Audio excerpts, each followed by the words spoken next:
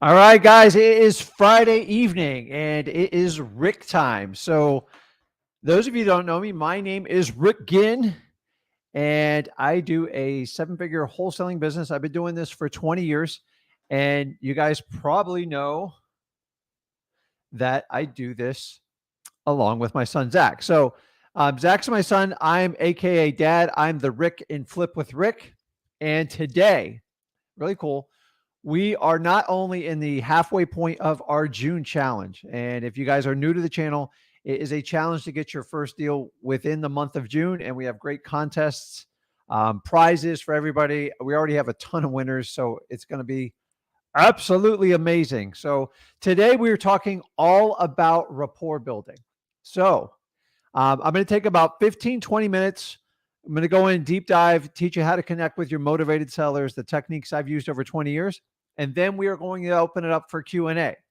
So if you have a question that you want to get answered and you want to be helped absolutely for free, then go ahead and connect with us on our link. If you go to Wholesaling Houses for Real and make sure you're subscribed to our YouTube channel at Flip with Rick, Rick Ginn, or Zach Ginn, you will have access to it. The link is going to be right up there in Wholesaling Houses for Real. It is pinned to the top. You guys can't miss it. So if you want to get in line to grab onto there, then do it. So I see Olivia's on there. I got a couple other people. So get in line. You can turn off your camera while you're waiting. I don't care. It doesn't matter. You do not have to do video. So we are going to spend a lot of time helping people out today. So honestly, this is going to be much more geared towards helping everybody out.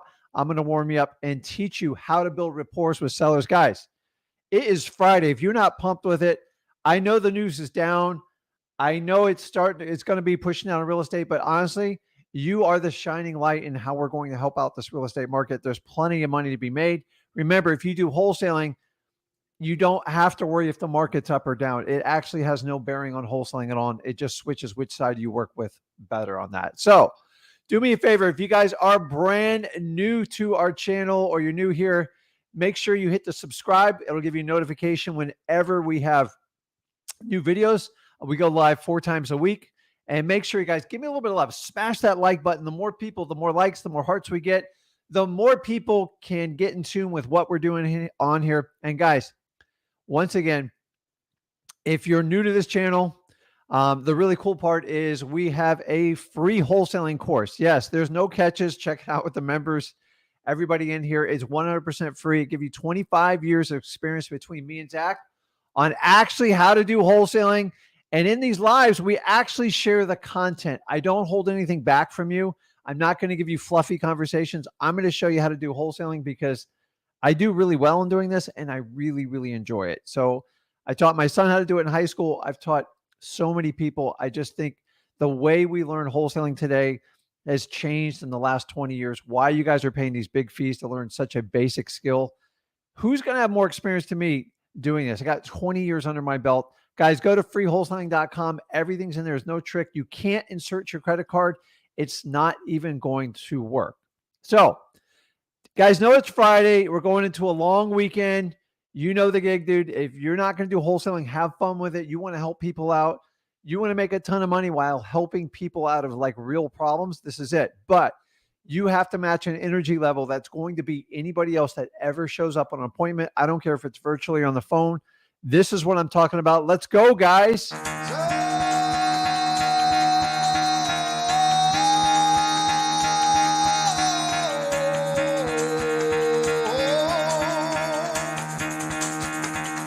Get the fuck out of bed, bitch. Go.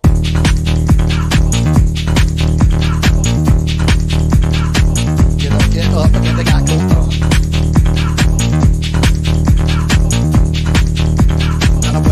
Time to wake up, bitch. Get up. Get up, bitch. Get up.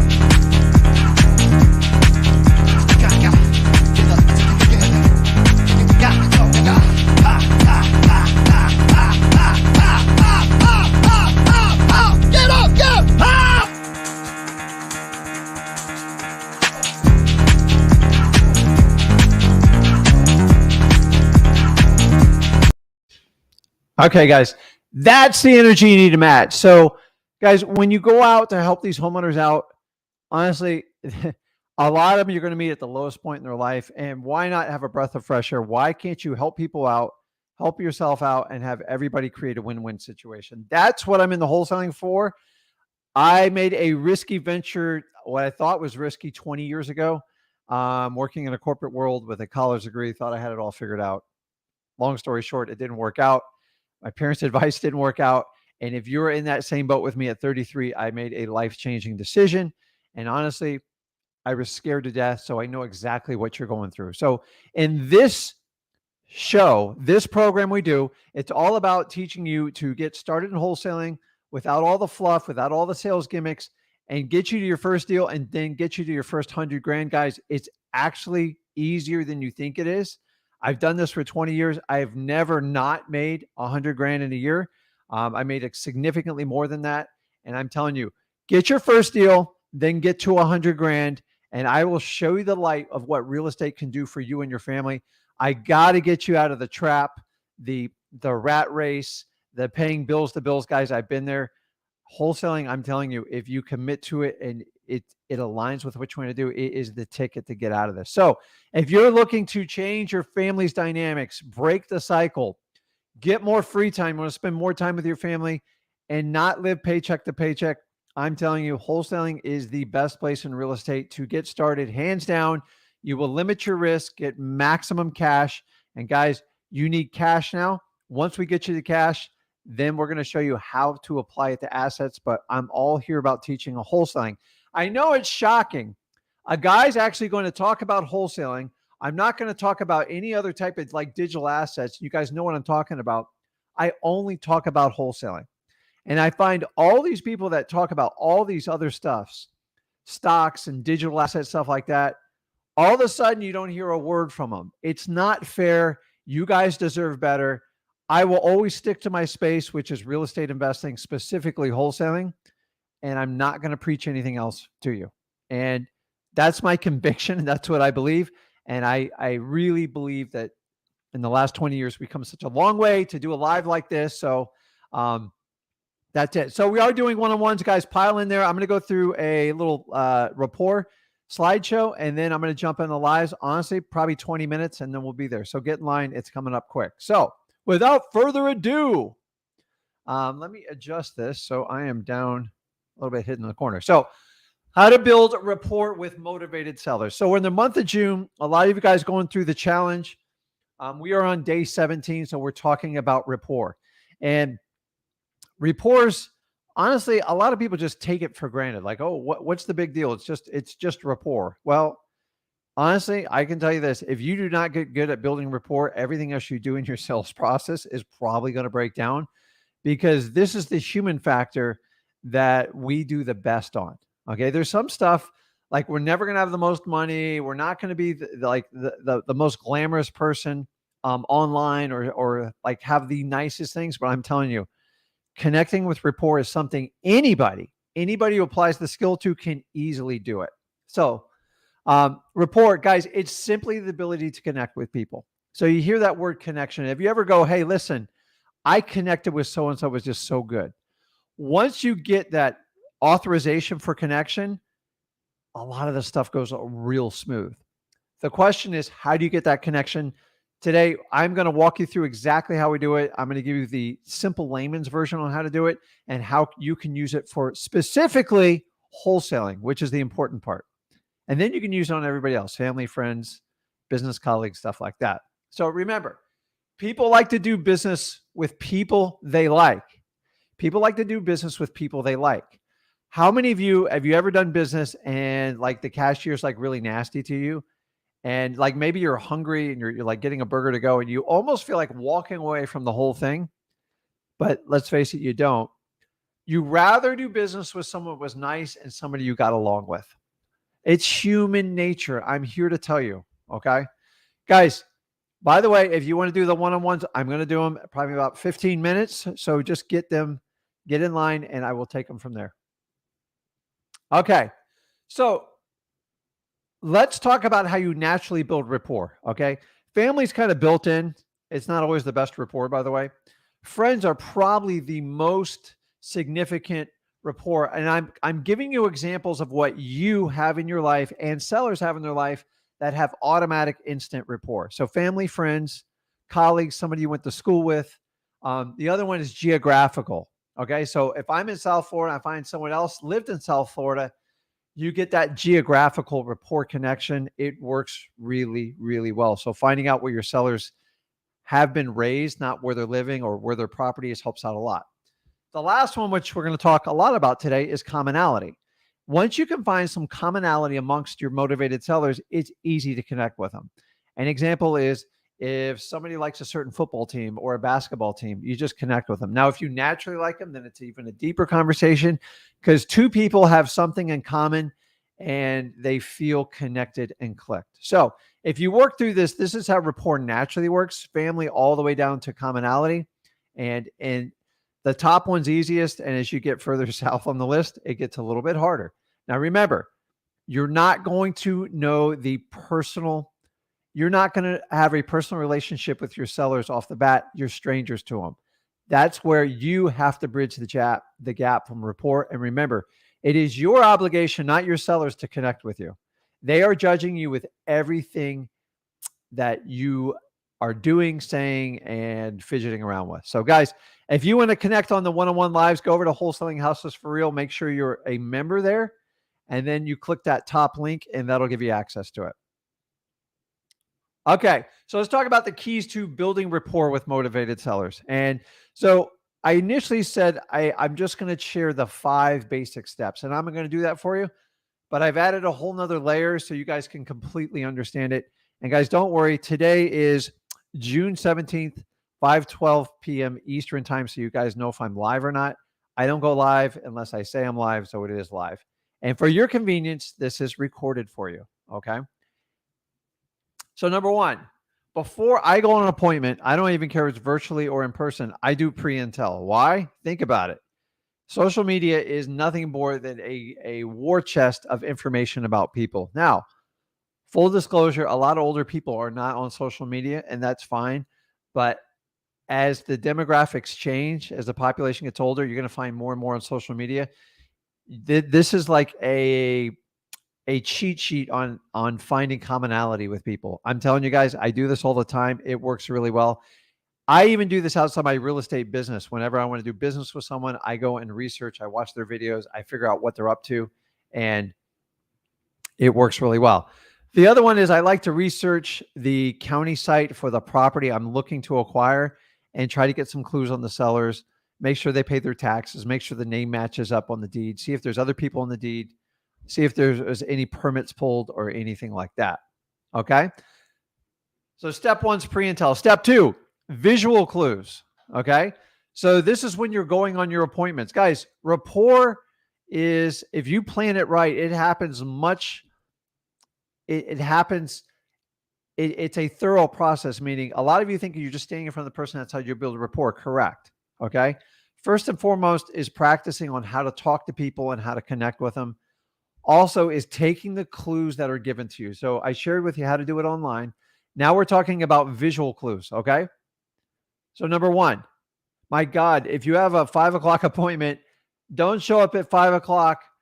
I'm going to be in the neighborhood around 4:40. You know why? Because I'm going to drive around the neighborhood and see what's going on. I'm also going to take visual clues to see if that seller is making an effort to do anything with the house. A lot of times they're running around trying to clean it up. That is a good sign they really want to sell the property. Okay. I don't care if they clean it up. Honestly, it doesn't make a difference to me because there's usually years of neglect on these houses. So I just like to see what their motivation is. So when they're cleaning it up, I have a strong intuition they want to get the property sold. The second one I do is observe people's cars. Why? People love to put bumper stickers on their car, signs in the windows. You'll see certain types of license plate, maybe as a sports team. Sometimes it tells their political affiliation. Guys, take all this information and use it. Okay. Bumper stickers, license plates, I covered that. And then when you come up to the front door, a lot of people put stuff on the front door. Take note of it. Like, see if there's a ring camera. Like, how advanced are they? Some people don't care. Some care a lot. Some put a religious symbol on the door. Like there's so many clues people will tell you that you don't have to go into these things blind. Okay. So take on the clues. So visual clues. The third one, once you get into the property, now you're going to have to focus more on your motivated seller, and it makes sense. So right up to this point, you've done your pre-intel, you've done your exterior clues. Now you go on the interior clues. These are the gold nuggets. Guys, it's real simple. Look for pictures and art on the wall. It's going to tell you a lot, okay? 9 times out of 10, you're going to see a lot of family pictures. If you see like grandchildren stuff, people love to talk about their kids. And I mean, here's a little secret on rapport building. People like to brag about themselves. So let them do it. The more they talk, the more you win. And remember, the rule here is like 80-20. They got to do 80% of the talking. 20% of your talking is going to be very direct. Okay. So look for pictures. You want to look for trophies, look for hobbies. If they got model airplanes on the wall, maybe they got like a lacrosse stick up on the wall, and use this stuff. Maybe there's a boating interest, a marine. Maybe there's a military. It's crazy. And then last but not least, look for geographic interest. If you see Paris statues everywhere, obviously they're a big fan of going. What's it? I guess the Eiffel Tower. I've seen houses where I've seen like 20 or 30 Eiffel Towers. I know it's going to make them happy, you know. And then I'll talk about, hey, let's go ahead and do that vacation to Paris, so like you can be in your element. So, guys, just using the clues is the key here. Okay. So I talked about 5 things in my thing. I'm going to expand it, but I promise you I'll go through this quick. Okay. And then we'll get to the questions. So number 1, mirroring. You've got to mirror your prospects both verbally and physically. This creates an unconscious connection with your sellers. You actually have to go out of your way. You're doing it. What do I mean by this? If they're sitting at the kitchen table, you're going to sit down with them. If they're standing outside, you stand with them. Whatever they do, you want to be on the same level. It is completely psychological. You do not want to stand over your seller and dominate them. It makes them feel intimidated. You want them as comfortable as possible. If they talk loud, you talk loud. They talk soft, you talk soft. They talk slow, you talk slow. If you can make this connection, it actually anchors on a subconscious level. And your seller like, man, I'm connecting with this person because they're kind of like me. Well, I'm here to tell you, you're doing it on purpose. It's perfectly fine. Who doesn't want to make someone feel comfortable? Okay. I wish more people would do this. Most wholesalers run over their sellers, try to impress them and overtalk them. You have to let them do the talking. So doing the mirroring helps out a lot. Number 2, I don't know why people don't get this, but I'm here to tell you, guys, you're killing me on the StreamYard link. So go over to Wholesaling Houses for real. Don't make me do this in front of everyone. I'll go back to it. Let me finish my presentation. I'll put it up there. Okay. You got to use your seller's name. So many of you guys don't use your name. So I always ask them, if I'm dealing with John Smith, do you prefer John or Mr. Smith? You have to ask. Why? Because I'm going to show you later in the slide why you do that. It's a form of respect. Often overlooked, but has a lot of clout. Usernames. Sellers, if I use your name, like if Olivia's watching right now, I guarantee her head just snapped around when I said that. So when you use someone's name, it gets their attention and they know you're paying attention. By using your seller's name, you're creating a connection that acknowledges your seller's feelings and they feel like they're being heard by you. I'm here to tell you, you can't use the seller's name enough. Okay. A lot of you go, 2-time rule, use it. If it's John or Mr. Smith, just keep going. Every time I reaffirm a statement, every time I do a trial close, hey, John, I'm going to do this, whatever name they can do with that. So that link works. Hold on. I got to see if I can pull it up. I don't know if I can pull it up here. Let me finish that and I'll work on it. But I got half a dozen people working on that link, so it's got to work. So, okay, number 3, it's listening. God gave you 2 ears and 1 mouth. Take the clues. I don't need to say anything about this further. People like to talk. We like to talk. We're entrepreneurs. You guys know I love to talk. You have to let your sellers do the talking. When they communicate to you and they connect with you, they're going to give you the clues you need to do a successful deal. If you just shove it down their mouth, you make them feel really, really uncomfortable. So you want to, 2 ears, guys, one mouth. Use what God gave you. Okay. Number 4, showing interest. Well, Rick, how do I show interest? You got to be interested. You've got to connect with these people. The easiest way you can tell if you're showing interest is ask quality questions. Now, you can ask questions about the seller and the property and you mix them up. But have you ever talked to someone and go, man, that person just not like, I don't think they're interested in what I'm saying. If you do that with a seller, it is a sure ticket of not getting a deal. Okay. Number 5, being empathetic. Okay. Sellers want to know you care about their problems. And I'm here to tell you, if you guys are in wholesaling, you are going to deal with sellers that have problems. Be prepared for it. Be empathetic. Just tell them how sorry you are about it and you move on. And remember at the end, the person that cares the most about helping their sellers will be the buyer. And often you have to help sellers because they don't even know how to help themselves.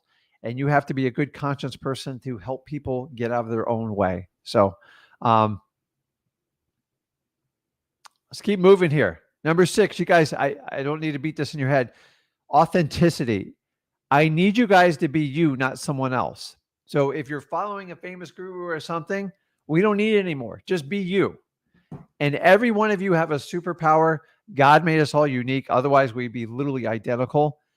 If you're that funny guy or funny girl, or you're someone that really knows how to organize your thoughts and help people walk through this, or you're just a really good listener, use that skill. And if you know what that skill is, just ask your family members, especially kids. They will tell you straight up what it is. Okay. Honesty. Yeah. I know that's a freak word to be used in wholesaling, but honesty is the best policy. If you're honest, if you don't know the answer, you just simply say, Mr. Seller, that's a very good question. Let me get with someone on my team. Let me get you the correct answer, and I will call you back before the end of the day. Does that work for you? So do not sit there and make up some. I promise you, everybody on this live at some point in your career, you'll be asked a question you know the answer to. How you handle it will define your success in wholesaling. Here's a little secret. I don't know everything. I still, today, I had to talk to a lawyer for 25 minutes to figure out a problem. So if I have that problem, you guys should have the same problem too. If you don't have that problem, it means you're not taking any risk and you're spending too much time studying. Okay. Number 8, I talked about this early. Respect and dignity. By using sellers' names, being on time, all this stuff, it kind of builds in the respect and dignity. Every seller wants to be respected. I don't care if they say it. Everybody on this live wants to be respected. Nobody likes to be disrespected. And we're in a society where we take a lot of stuff for granted. So you need to go out of your way and make sure you respect everyone. Yes, sir. No, sir. Just stuff like that. And then you earn your rapport. And hopefully by the end of it, you wind up kind of being their best friend type of deal. So, okay, this is a big one. I talk about this all the time. So we're talking about rapport. So energy and enthusiasm is often misunderstood. So I don't need you to be like a freak bouncing off the wall, but you have to bring an energy level to these appointments. Why? Because it's like contagious. So if you actually have a competitor on a deal you're doing and you went in and you're super helpful, like you're really nice, they loved your energy, you're smiling, you're engaging, asking questions and listening, you're going to have a heads up on the other person. Now, well, Rick, what do I got to do with a guy like you with 20 years experience? I'm telling you right now, I rather deal with someone who was less inexperienced and brought more energy and enthusiasm because I feel like they can learn it as they go. So whatever you lack in experience can easily be compensated with what I call electric energies. Remember, guys, a lot of times you're going to be the only bright spot in that seller's day. Make it count. I'm here to tell you, if you're on here, you're super young, you've never done a deal before, and you go, Rick, I do not have the education to do this. Fine. Admitting the problem's like part of the solution, but can you make up for it in energy and enthusiasm? I'm going to tell you, I've given more people a shot in my businesses who bring an incredible attitude as opposed to a guy who's got 20 years of experience and he's just not nice. Everything's taken for granted. I will take the young, energetic person. It has nothing to do with age. I just like enthusiasm. Okay. Enthusiasm rules. Don't ever forget it. I'm here to tell you, if you are short on experience, bring it with enthusiasm. Don't go in with a crazy attitude. Just be the nicest version of you can and just try to have fun with your sellers and let them know you're here to help them out. You want to make it as easy as possible. You are the fun person that's going to help them out. Okay. And if you don't know the answer, it's fine. Take the information, find someone that can give you the answer. Okay.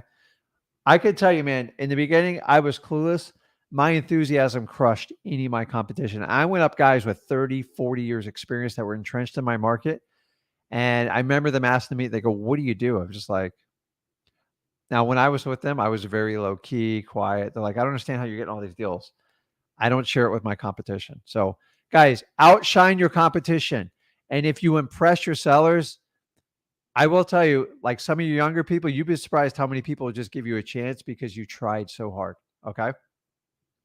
So I'm briefly going to go through how you can simply go through a checklist on how to build rapport. So we've given you all the pre-checks. I've given you the 9 things that every seller wants. So now we're going to talk about how you engage them. So Ford. No, I'm not selling you a Ford car, but it's an acronym we use. So by the way, this is commonly used through the entire sales training for all industries. So this isn't unique to what we do. Hold on, I got to block these guys. So it's simply Ford. So if you can memorize it, you can refer back to this. F is for family. Who doesn't like to talk about family? You got all the clues on the walls. You got bumper stickers. You have them in your house. Hey, Mr. Smith, tell me more about your family and just let them talk. Remember, 80% rule, let them do the talking. You know, everybody on this live, most of you would talk hands down about your family. Maybe a few of you don't want to, but I'm telling you, nobody knows family like our families, and people love to brag about their family. And my God, bring grandkids in, it's a whole nother level. I don't have any yet. Okay, occupation. Everybody likes to talk about what they do for a living or what they did for a living. This is easy. That's the O in occupation. Recreation. What are their hobbies? What do they like to do? It's people love to talk about this. Even if you don't like it, embrace it. Okay. And the last one is dreams. Why do we talk about dreams? We want to know where they're going so we can help them get there. The Ford method is simple. You can memorize it easily and you don't need like a cheat sheet for it. So it's family, occupation, recreation, and dreams. And I'm making this simple. Guys, people want to do business with they feel like they connect. How many of you guys have given business to a friend that's probably not even slightly qualified to do whatever you wanted to do, but you gave it to them because you had a connection with them? That's what you have to replicate in this market. And that's what I'm teaching on it. So guys, this is all recorded. I'm going to pull this off there, put my mug up there. And dude, we got a full house tonight. So here's the rules of the lives. Okay. We're going to go an hour and a half. Okay. Have your questions ready and let's find solutions. I don't want to complain because we can sit here and complain all day. I want to help people out. And whatever question you have, I guarantee you there's 500 people have the same question. So there's no real dumb question. All I'm going to do is I will talk to you and give you the truth though. So if you can't handle it, don't do it. I do it out of love to help you out because I'm not taking money from you and I'm here to tell you the truth. So first and foremost to everybody, once again, if you are new to this channel or you're just jumping in, we're doing a June challenge. Go over to freewholesaling.com. We have 17 days posted. You can cram it in this weekend and get caught up and be qualified to enter your name into the contest. Guys, the idea is about getting you to take action and do it. So we're going to talk about a lot of it too. So go to freewholesaling.com and let's get going here. Elizabeth, who I got? Olivia, you there? Hey, happy Friday. How are you? Good. How are you? Good. I just want to start off and say thank you so much for all of this education. I really do appreciate it. It's really helpful. Okay. So now we got to turn the education into action, because you guys got to understand, we're going to do this differently than our parents taught us. And listen, we all love our parents, but they sent me through school all the way to college, and then I had to figure out what to do with my life. And it didn't even work out close to what I thought it was going to work. The problem I was missing in the whole thing was action. I was horrified from the time I got out of high school all the way through college to take action, because you start going to school a lot. It's like really easy to study and try to wait till everything's perfect. And honestly, it kind of creates a monster. I didn't wait till I was in my 30s to take any like real action. So how can I help you out today, Olivia? Okay, so I have this seller that I'm currently working with, right? Okay. He's unable to take care of the property. I guess he inherited the property when his mother passed away. There's a mortgage left on the property. I believe it's like $55,000. Okay.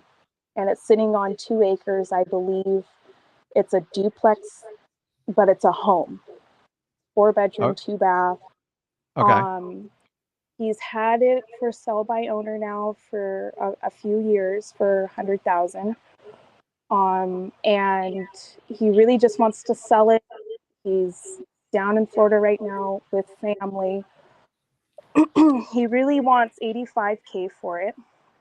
He said his lawyer would look over the agreement if we negotiated the price. I would have to put $2,000 in escrow, this, that, and the other. Okay. I've tried to negotiate the price down a little bit, because obviously it needs a lot of work, but I don't know if I should move forward with that $85K. Well, what's the property worth in today's market? If it was all fixed up and everything, it would go for 187 or close to 200K from what I've seen. And how much work does it need? Approximately maybe 70,000 in repair. I'm talking new carpet, new appliances, and all that. I'm gonna save you, leave it. It doesn't work. There's no money there. I'm just like, it's so the biggest red flag I hear right off the bat. I want everybody to hear this on that. How many years was he trying to sell it? 3 years, I believe. 3 years. And he did it during 2 of the hottest years we've ever had in real estate. Okay. Yes. There's a reason. Some people they're nuts. So, so this is a scenario where the property's qualified. Yes. Meaning the property's motivated, but the seller's not. Okay. Okay. Here's the real secret to it. Only time will cure this issue. There's nothing you can do to make it work. So you need to come up with your maxable allowable offer, and you just can't go above that number, and it just can't be an emotional thing. Now, the only way that equation changes, guys, is if Olivia has a hot buyer that wants to buy a house in that area, and he's already said, I will pay her $100,000 for it. Lock it up at 85, because you don't really have a lot of risk there. But $2,000 deposits, and he's trying to dictate all the terms. I'm here to tell you, motivated sellers do not dictate terms to you. They're just happy you're buying the house. Is there degrees of it? Yes. But I was helping a gentleman out online. Every now and then I randomly pick people and I help them out. And he had the same thing. And he gave me an email from the seller. I'm like, dude, this is the craziest thing I've ever seen in my life. So you guys know, motivated sellers don't have their attorneys review stuff. They don't demand high deposits, and they don't tell you to put 0 days inspection. Those are not motivated sellers. Those are people that need a realtor on MLS. And so if the house is motivated, I just check in with them like once every 30 days, because eventually they're going to give up. Okay. That's good to know. That answers. Yeah, like you're pointing in the right direction. Some deals just don't work. So the only thing he's going to fix that deal is time.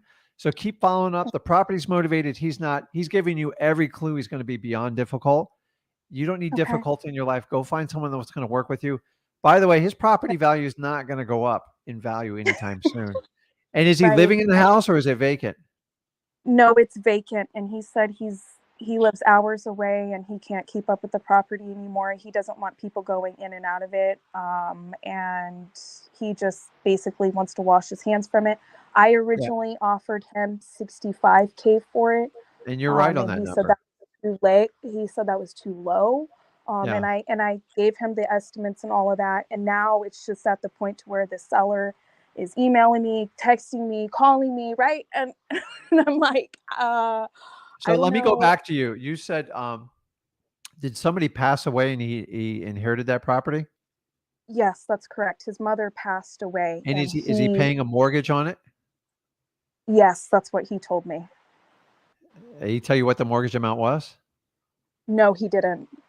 I Okay. asked him, and So he didn't here's your want only to. other play. Sometimes when the door closes, so I teach you guys to do a technique. I always go in as a wholesaler first. Okay. Honestly, that property really needs wholesaling. Like it, Right. because if you buy a creative finance, you still got to fix the dang thing up.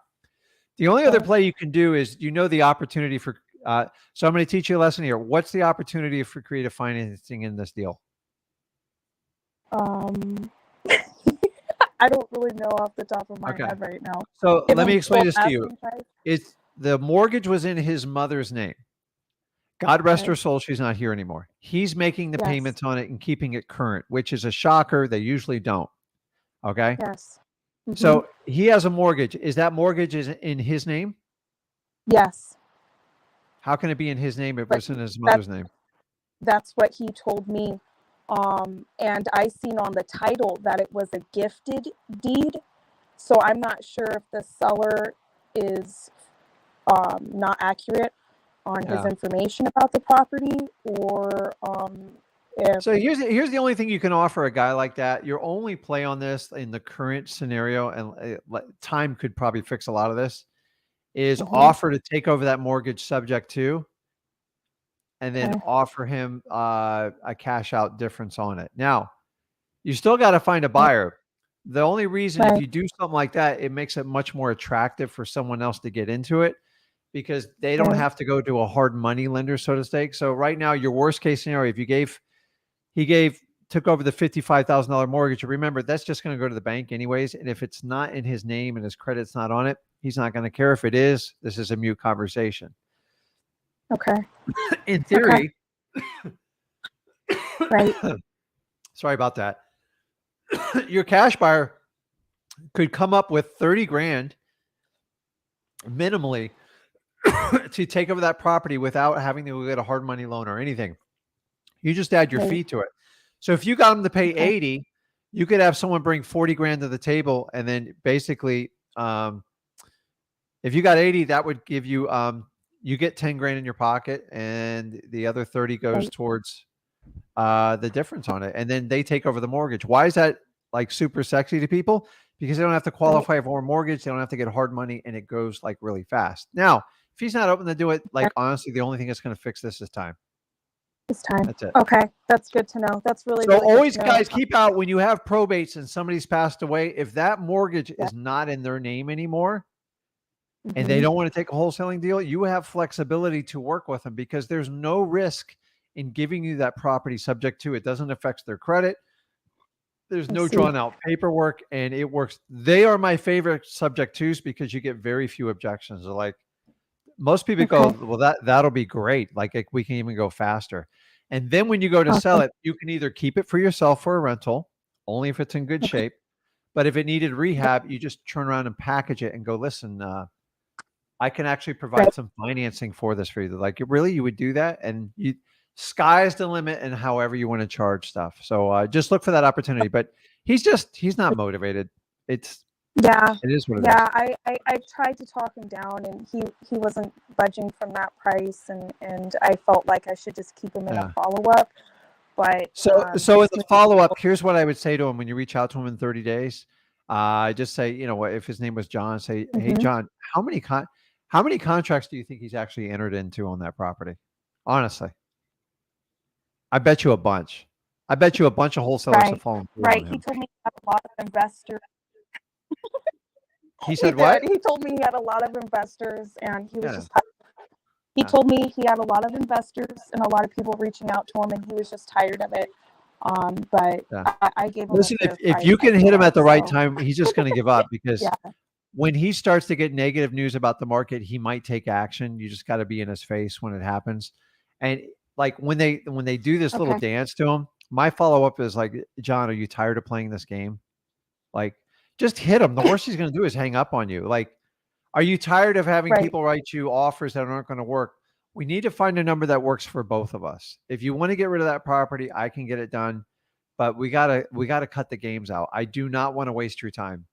When you sign it with me, it'll be Okay. done, but you got to get the right price. You have to get the right price. Okay. Sounds You like got a it, plan. Olivia. Thank you Just so keep going and much. keep them I in follow up really and find some appreciate others. it. I Okay. will. We got I'm it. working with a few leads. Thank you. All Awesome. right. Bye. Okay. Okay. So, Terrace, I got you next coming up on here. So I'm gonna answer some questions on here. So I love this question, by the way. What can I tell a seller that thinks the property is worth more than it actually is? How to break it to them?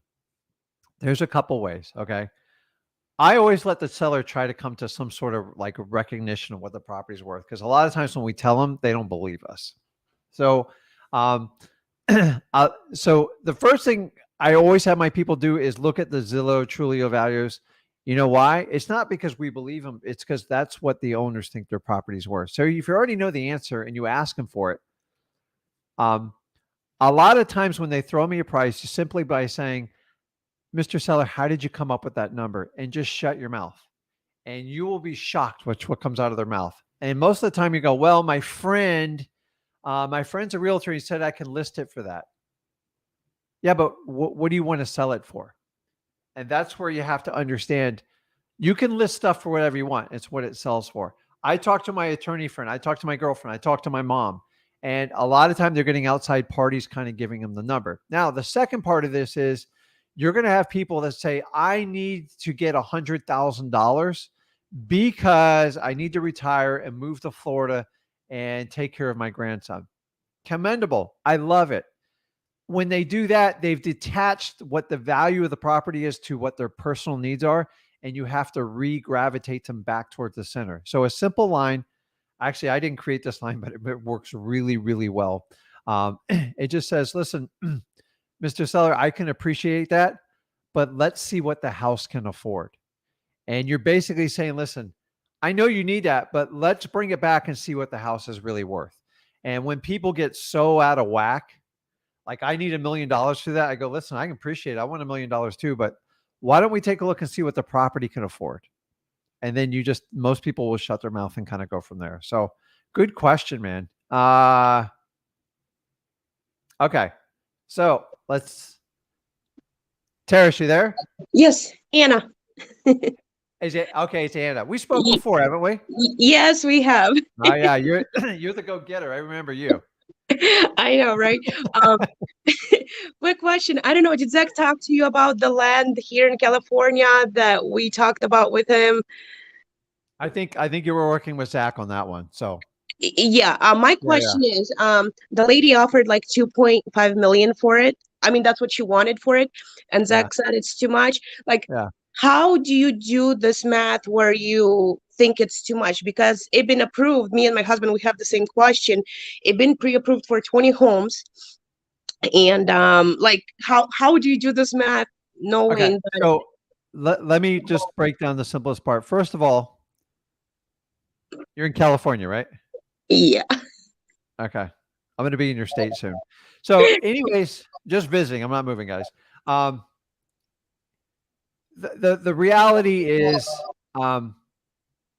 the piece of property you're talking about is I'm going to tell you how it is. Okay. Cause I Yeah. want everyone to understand.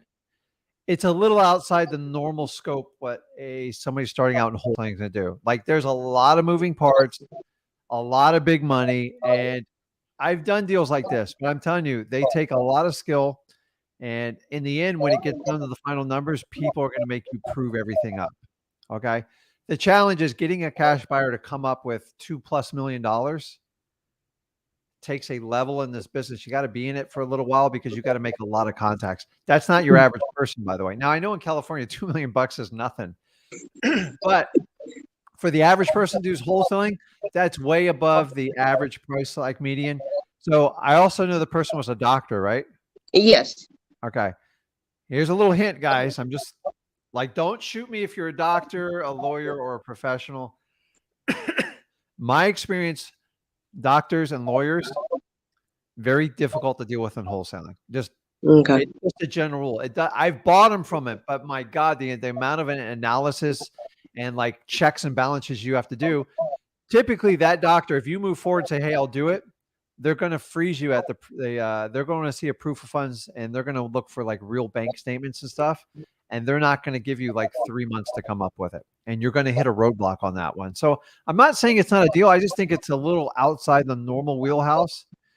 And the problem is, I don't really know the values there to know if, okay, that's a slam dunk or not. So we can just go off dry numbers, but a 20 house development in a certain part of California, I don't know if it's worth $1 million or 2 million. Like it could be $1 million on either side. I don't know, but I know they paid like, But like surrounding houses, I explained it to Zach. Surrounding houses were worth like 500K, and I'm talking about like really bad houses, like California prices. You know what I mean? so here's what you need to do. You need to find, if you want to pursue this deal, you got to figure out like what it's worth, because you don't know what to really offer. Because See, and that's the thing. How do we do that's the this math? problem. Well, so normally we would look at comps, and we would put things together, and we talk to realtors. It's actually pretty easy. Okay. You start putting 20 together, especially in a moving economy where builders are like, they want properties, but they're a little bit scared. So you have to go to the builders, and you can't share the address. You got to be like, they are super, super sneaky. You got to find in this zip code, roughly in this area. If I had, and then I would do, I have 20 buildable lots, and tell them what the average footprint size of a house is there. If it was 2,000 square feet, 2,500, and just say, what's the going rate for these? And you're going to have to find 15, 20 people and find out. The problem with land building is like here in South Florida, it's like block to block. Like one block's worth double what the other one is. And I'm not talking about stuff on the water. It's crazy. So the fact that you and me don't flip like lots of lands to builders, and I don't do it much either, you're going in around where you have to, you're starting from zero and you don't know. So the only way, if you want to move forward with this deal, is you got to connect with builders, and you got to find a way to present it to them without giving it to them. It's hard because they're going to squeeze you for it. So you got to come up with a fact sheet. So I know your husband's good with this. 20 buildable lots on the average, what it's permitted, 2,400 square foot, quarter acre lots, and spell it out. And then you can narrow it down to like the northeast part of this zip code. Find out if utilities, all this other stuff. I'm not a land develop expert, so I can't really help you too much in there. You just got to find to see if there's demand to it. My challenge is, Anna, is I don't want you to spend all your waking hours working on this one. If it works, No, great. I'm not. When Yeah. Zach said it's not a deal, I let it go. But I want to learn why it's not a deal. You know what I mean? I wanted one of you guys, to explain Yeah. it to me. And If it was one vacant lot, I could nail it in 2 seconds for you. 20, it's a whole different story. That screams builder. Someone wants to come and develop and do that. So what's the value to them? What do they have to do to build it out? I know permits are challenging in like the state of California. I mean, he said it'd been pre-approved for 20 homes by the cities, by the county, by our county, been pre-approved for 20 homes. Okay, so try to get due diligence from the person that you were talking to about, because you have to prove it. You can't take people's words for it. Can you just show me? And once you get some of that stuff, you can redact some of the stuff and maybe talk to a builder. So I have somebody in my local market that deals with the entire southeast part of the United States. And whenever I have like a big lot, I just say, dude, can we make this work? And I just partner up with them. I don't have it's not that I don't have the brain capacity. I just like, that's a whole different market than actual physical single family houses. I'm not saying you can't do it. You just got to find out what it's worth. Me and Zach can't give you that number. And that's the challenge. I'm not in your market. To be honest with you, if it was in my market, I would even have challenges to a point too. Cause it's like, so a lot of people go, okay, well, if the average lot is 75,000, a small 75 times 20, it's not that easy all the time. So in wholesaling, well, that's what I did. I'm like, average is like around 750. So I'm like, that's like close to 16 million. You're getting it, but it's like, remember, the challenging part on thing on land is people don't understand is most people have to just pay cash for it. Even builders, they have to put capital. Banks don't give loans on like small pieces of land. Anything under like 100 acres, they like big giant developers in it. So find out what your builders are. So like in Florida, our common builders are like Pulte, Holiday Home Builders, GL, and all that. And they have people that just go out and buy land. But like some of them might be shut down. We're not buying anymore until we figure out what's going on with the economy. But remember, Mhm. builders have to look 2 and 3 and 5 years down the road. Mhm. I know there's value there. I just don't know what it is. But here's the downside is someone has to fund that thing with cash. Mhm. And the odds of you finding someone with $2 million plus being new to the Should I business, get a hold of her like in a couple months, like in 2, 3 months, and just be like, "Hey, did you drop the price by any chance?" I just keep following up. You can ask inquisitive questions, and then I would research and see what kind of numbers you can get to sell Okay. that to a developer. Okay. You need to sell it to a developer. Like that's the only person that's going to see the real value in it because they want to Mhm. put as many. And then just ask them, go, listen, can you provide me proof of what's approved by the city? Where can I find that? And Mhm. then once you have that, because the builders want to know details, like what's been approved. If it hasn't been approved, it's a very long, tedious process. So if Mhm. it's approved, it might have value in the property itself. There's a lot of moving parts to it. That's why I can't really give you the clearest answer on it. Okay. Okay. So Can I work ask you one away more on it, question? and then just keep focusing on single-family home structures. Yeah. Okay. Probate. I'm sorry, stupid question, but Go ahead. who pays the mortgage? Like the person is deceased and his son or whoever inherits the house. Like when I make the contract, who pays that mortgage that was not paid for like 2, 3, 5 years, whatever? So you're talking about a mortgage that's in arrears, I guess, that's yes. behind.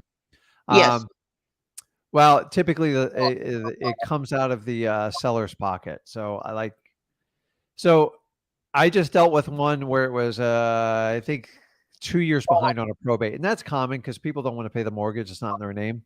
Mm-hmm. Some families will take care of it, but so if it was $1,000 a month and it was 2 years behind, if the mortgage was 150, you'd have to add probably another 25, 30 grand to it.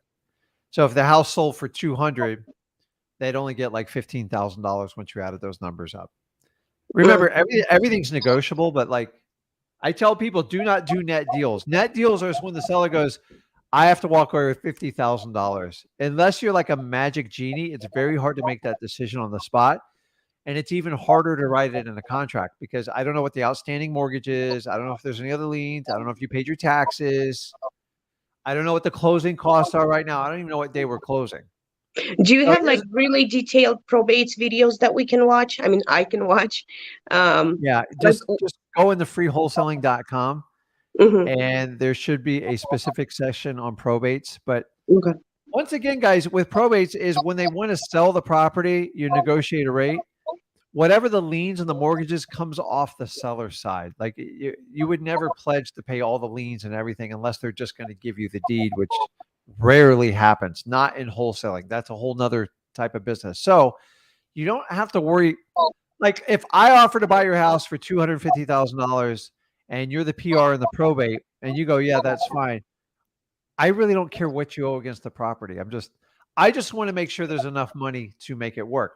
Here's the probates that don't work, and I'm seeing a lot of them lately. Reverse mortgages. They're a nightmare unless you catch them right away. And I'm talking within 90 days. Reverse mortgages are designed to basically screw the family because you have up to, I think, 2 to 3 years to sell the property, and they just compound all the penalties and the fees. And the bank wants you to walk away with nothing.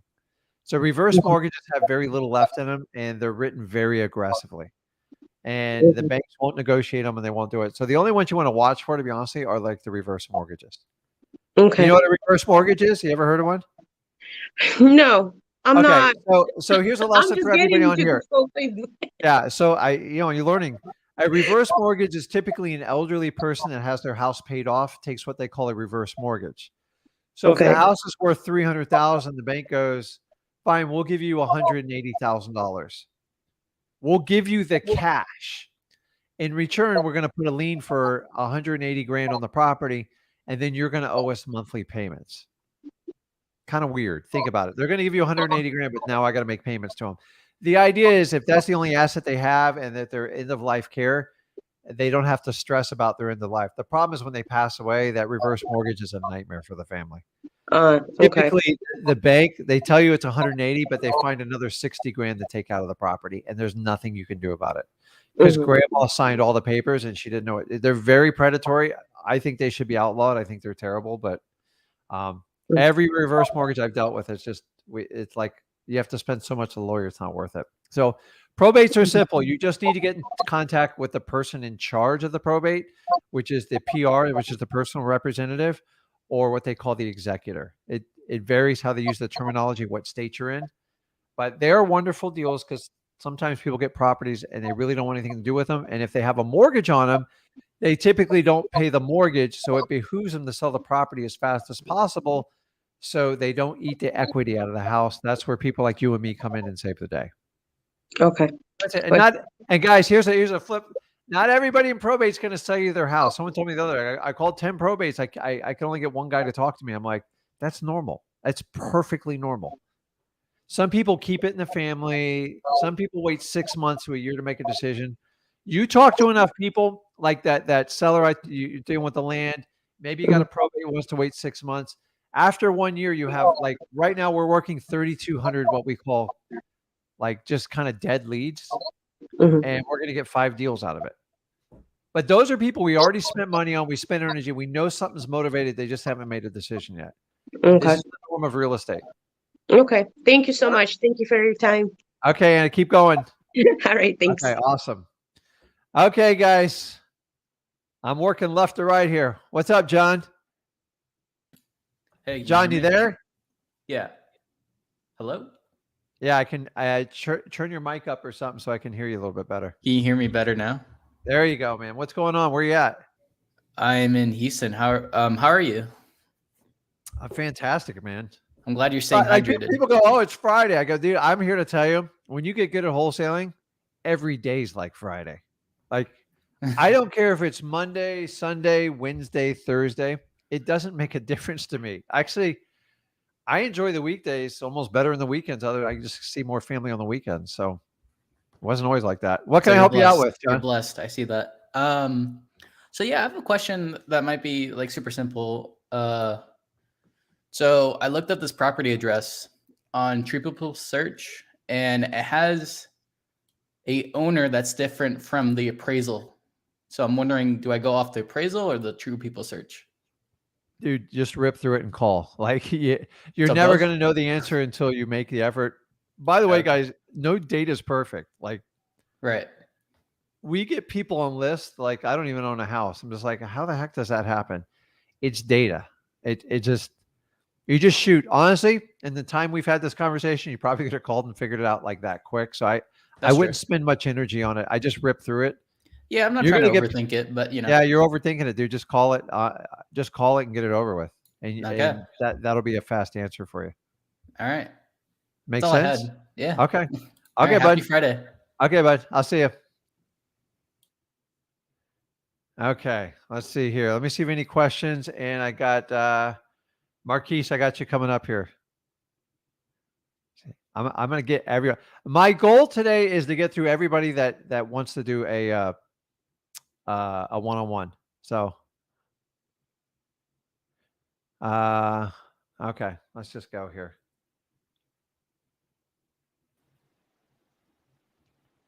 Marquise, you there? Yeah, I got you. How do I pronounce your name? I don't want to butcher. Marquise, you're like the All first right, person to man. ever say it right. What's up, man? Where you at? I'm in South Carolina. Oh, cool, man. How's the weather there? It's super hot. It's like 100 degrees. It's hot, man. It's terrible in the Yeah. southeast, man. It's Yeah. just like we haven't got any rain in like 2 weeks, man. It's just like it's like by 1 o'clock we are just covered in thunderstorms, and like I haven't seen a cloud in the sky in Florida in like a week. It's just like, man, it is hot. Like Yeah. when I'm done with this, it's so hot. I wait to go jogging till like 7:30 at Yeah, night. you have to wait till it's dark. And you feel Almost. the sun just tortures you, man. Like Yeah. I was losing 8-9 pounds when I had to run, and honestly, the run's easy. Dealing with the heat's terrible, but Yeah.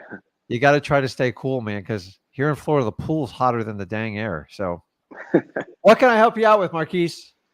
So did some driving for dollars, and I cold called this lady, and I have an appointment with her tomorrow. She Okay. lives in North Carolina, but the house, she said it's been empty since '96, Oh and my like God. the So front door is missing. Let's and do like some math here. 96. How old does that make it?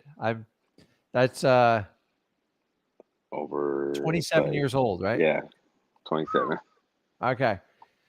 So before you even get into it, you got to have concerns about a house that's vacant for 27 years. Like Right. guys, I'm telling you, I go to houses. We looked at one yesterday. My acquisition guy, dude, I love to go out in the field, like, cause I just like to go out. We looked at a property, it was only vacant for 11 months, and I was in shock.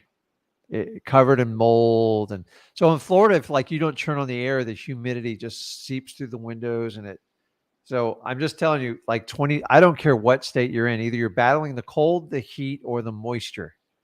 And so I've never heard of a house vacant 27 years that wasn't either like a haunted house or like uh, a historical house. So fill me in on the rest. Yeah, so she said like they've like the door is missing, like on the front door is missing, but they still have like furniture and stuff in there. She said they just took their valuables and left. So I Okay. just didn't know like what to expect. Like, and then we didn't talk about a price because I figured she hasn't seen it in a while, so she doesn't know how bad it is. So I was gonna use that to negotiate with as well. Okay. Is she the owner of the house? Yeah, she said it's free and clear, no tax lien. Okay. Has anybody put their sights on the actual property? Not that I'm aware of. Okay. So your biggest challenge in this deal is verifying what's going on with the property. Like, Right. because you can negotiate with the property, you might look at it and go, I'm out of here. Like I've seen houses where like just knock it down, let's call it a day. I'm just buying a vacant lot. Right. 27 years, dude, I'm suspect because I got a feeling you're not the first wholesaler to probably ever reach out to her. So I would just reverse engineer it. How many contracts have you had on this property? And try to find out what the problems other people pulled out so you don't have to go through that same journey. I wouldn't even be talking about price right now. Dude, Right. 27 years That's what she says. without a front door, that means animals come in. I Yeah. have a hard time keeping bugs out of my place. Like it's like I just don't know where you go with it because the type of rehab on a property like that would be a 100% rebuild, in my opinion, with nobody Yeah. living there. So ask her if she's had it under contract before and what was the problem with it. And just take the clues for it. I just don't want you to spend a lot of time and energy. Here's Marquise, you're in the right area. So did you say you found it driving for dollars? Yes. What did it look like when you drove by it? So just overgrown grass. Like I said, the door is missing, and then you can see into you can look into the house and see there's like furniture and stuff in there. And what's the But neighborhood look around it? I mean, the neighborhood around it is pretty much it's like a lot of like rental properties. There's like a couple houses across the street. I tried to cold call, Okay. but Would you knock that property down, or would you if you had the money, would you invest in fixing it up? well, I looked Honestly. on like the tax website and it said like the Yeah. land is only worth like 8,000. Okay. So I don't know. I assume the roof's bad, right? I mean, I haven't seen it. Like I didn't want to like walk in there and like Okay. who knows Well, what's in there. ask some quality questions where you get into it because it's not.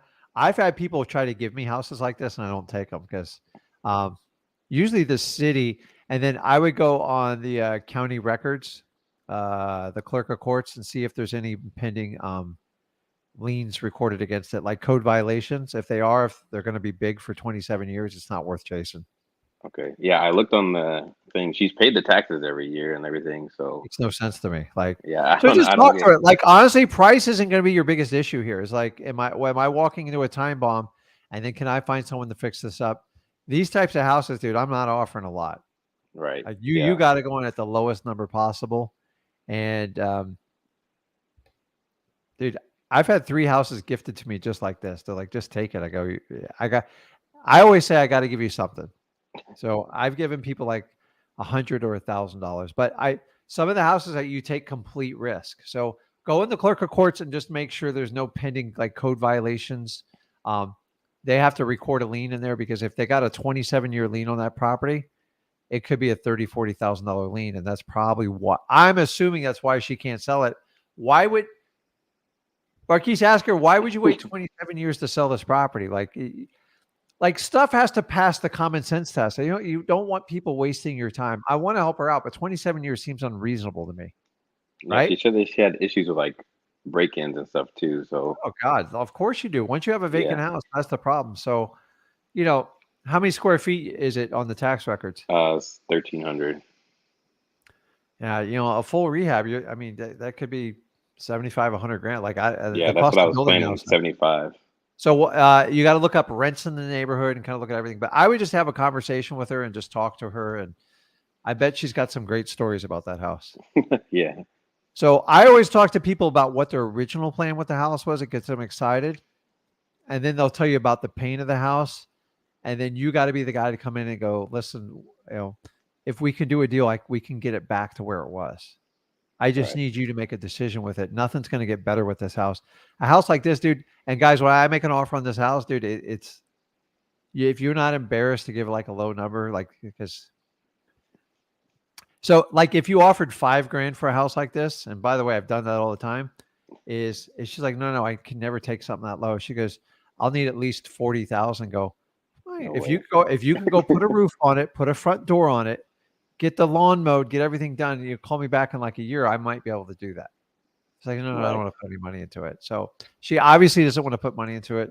That's crazy. She's paying the taxes. What's the tax bill on that thing? I think it was like 150 bucks. Yeah, man.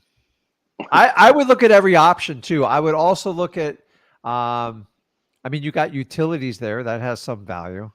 Um, I don't know. I bought lots like this and I've put mobile homes on them, but like you got to be careful because certain parts of the city doesn't want to mix mobile homes in like regular neighborhoods. So, but um, if you have a deed with no restrictions, that's an option you can put on there. You'd be surprised what mobile homes rent for these days. I have a lot of mobile homes. They're renting for $1,200 a pop right now. When I bought them, I was getting $250. That's And crazy. the mobile home ready, I had to replace one of them. It was $65,000. I could care less. Right. And then I got 1,500 for that one. And like, I don't know what other house you can buy and like do that. So look at all your options with the property. See if she'll sign a contract. Just make it really, really low because you're going to need a lot of leeway to sell that thing. Yeah. Right. Yeah. But you're in the right area. You definitely have a motivated house. I think she's motivated. I would find the story so you don't waste a lot of time on it. Okay. Okay. What else can I help you out with?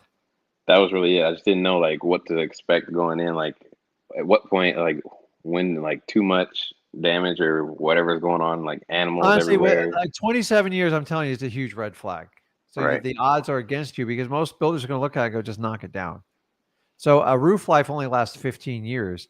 And once the roof's penetrated, once it starts getting wet from the inside, is the whole degradation that just falls apart, mold, animals. Yeah. Sometimes We it's had a easier to start over. crazy storm yesterday But too, so I know it's gonna be once you wet. don't have that roof secured anymore, and you're telling me there's stuff in the front door, I don't think that home's salvageable. But you drove by, kind of figured out, talk to her, get the story from her, and go from there. And then if you want to put it under contract, just have highly flexible terms, 90-day inspection period, and Okay. throw it on whatever price she agrees, and see if you can get anyone to get traction with her. But she's going to understand if that deal doesn't work out, right? Right. Dude, there's someone there wants to buy it. I just don't know what the price is. So a house like that, I probably wouldn't offer more than $5,000. Like, what are you going to do with it? Yeah. Because think about it, if the land's worth $8,000 and you got to knock that house down, you're upside down. Yeah. You're So just see what she has in mind. And you'd be a lot of times they're like, listen, if you could just get me like a nice dinner, or I always give them something monetary in exchange. I tell you what, I'll get you a gift card. I'll let you pick out what you want. Get a local grocery store. That'll be my deposit. Give her $50 or 100, and then put it under contract for 6 months and see if you can find a solution for it. That's what I would do. okay. Dude, the house needs help. She needs help. You need to solve a problem. The problem is, once again, we don't know what it's worth or what it's going to sell for. So you're going to have an open-ended contract. She's got nothing else going in the house. You have nothing to lose. Anna, before, she's chasing down a $2 million deal. She's in the right area. The problem is she doesn't know what it's worth, so I can't tell her what to buy it for. This is the local market. Guys, you have to bring the experts to it. If you guys want to JV with me and Zach, I can walk you through any mechanics, how to talk to anyone. I'll even talk to your sellers. You guys have to know the local market. So I would do your research on the average square foot house in there, what it's going to cost to rehab it, and just get all the options. Dude, somebody wants to fix that. Right. I would, and I tell you, once you got under contract, I would go talk to the neighbors. They would be your biggest advocate to get that fixed. How would you like to live next door to that? You'd be ticked off. Yeah. And Well, think that's the about thing, what like- you do. You fix up a neighborhood, you help out a lady with a 27-year-old vacant house. You just don't want to go through like 6 months of like purgatory hell with the seller. Right. There is a reason it hasn't sold before. And I think if you find that out, so you don't spend too much energy. If not, put it under contract, stretch it out 90 days, even 180 days, and see if you can find her a buyer for it. Okay. That's one you should be able to get very long because it's a crazy deal. Okay. And the Okay. simple contract, use my 2-page contract. You don't have to have a complicated contract for this one. Yeah, I just downloaded your guys' contract earlier. And dude, you know you got to do a lot of due diligence. And then here's a really cool, you start taking buyers out there, they're going to give you feedback and tell you what the most they can do. And then if you can find a way to make it work, go back and reverse engineer it with her and go from there. I've done deals with this for like $500. I've had the deed signed over to my company, and then I partner up with the builder. I let them build it, and then we do some sort of profit split at the end. You know, like $500, I got nothing to lose. If he's going to build the house, put up all the materials and finance it, I just stick around and wait for a paycheck a year down the road. That's another option you can do with that. That house needs to be most likely knocked down and put up a nice new house to help out the neighborhood. Some affordable housing, right? Yeah. I know it doesn't exist anymore. You got it. And then another thing, like the tax on the tax like website, it said the market value was like 29,000. So I don't know if like it has been empty or what's going on for sure. Maybe she let someone live there. I don't know. Well, but listen, it can't be that old and stuff. Yeah, just look what the lot's worth and figure out what it costs to build a new house there, because that's how you're gonna have to sell it. I don't think anybody in their right minds. I mean, it'd be great if somebody took over a 27-year-old house, but Yeah. but it would be cheaper to start over than to try to fix that. It's like taking an old car and you go, listen, son, we're just gonna go buy a used car. This is great. Like, so right now to fix, I had a friend who fixed up an old car. He thought it'd be the coolest thing. It cost him $85,000 for like a 19. Now it's a passion, so it's not about Right. money. But like if it comes down to money, you got it. Like, so if it's passion, and they want to restore it, you could spend 300 grand restoring that to its original glory days, but you're not going to make any money doing it. So remember, the end buyer is going to dictate what you do with that property. So get it under contract, have a long inspection period, and bring a few buyers there and see what's going to go out. And if you're not even close to it, just let it go. Go, listen, maybe you could put like a lemonade stand there, or like one of the food trucks type of deal. But Yeah. you're only limited by like your imagination. But when you guys are starting out, you want to like stick to the core of what you do. The problem is, can you do this with $5 million? You can't. It's a much more sophisticated process. High-end lawyers, a lot of realtors. These are the typical houses. I've never seen a 27-year-old one work. So I'm just giving you the obstacles you'll have against that. So Hopefully when's the last time you talked to her? I talked to her yesterday. Okay. Well, now you know what to do. Just ask. I'd hit her point blank. How come you haven't sold this before? Just see what she says. Right. Have you had a contract for this? See what she says. She's probably going to tell you the truth. Well, they tried to close on it forever, and we had this and that. And ask her, how much was the offer for? And most of your sellers, they'll tell you what the exact problem is. So like, don't try to like figure it out yourself. Just ask them. Okay. Okay. And let me know how it works out. I'm really curious on that one. Will do. Appreciate the Okay. help.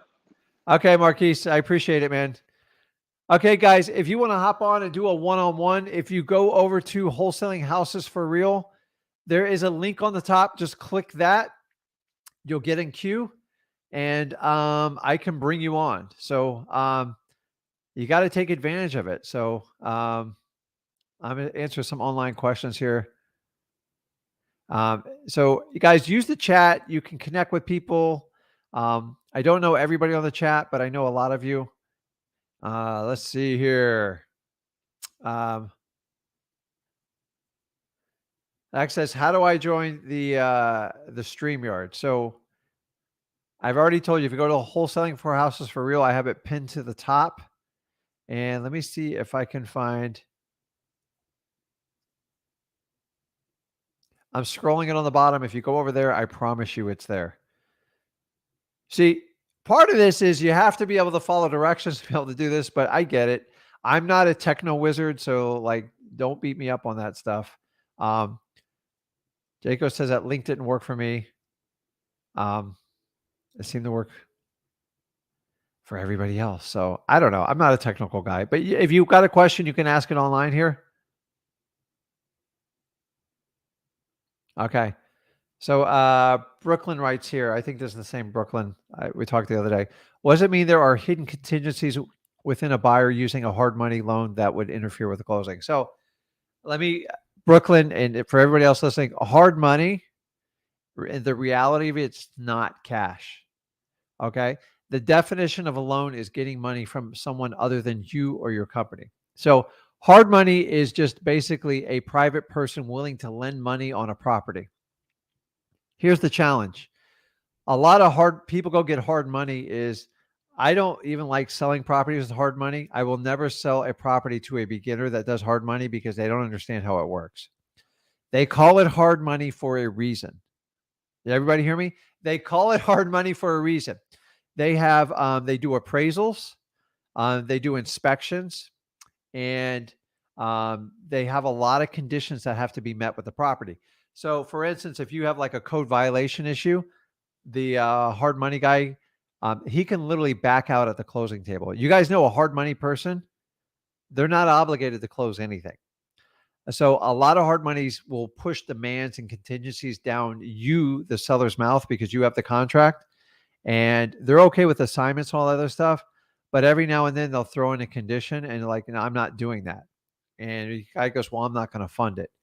That doesn't help you if you're selling the property as a wholesaler. So I only take hard money from people that have a proven track record and they've worked with that hard money lender before. And you better call that hard money lender and like get a relationship with them and tell them what the obstacles are on the property, because he or she doesn't want any drama either. So hard money in reality is a loan. A loan has contingencies.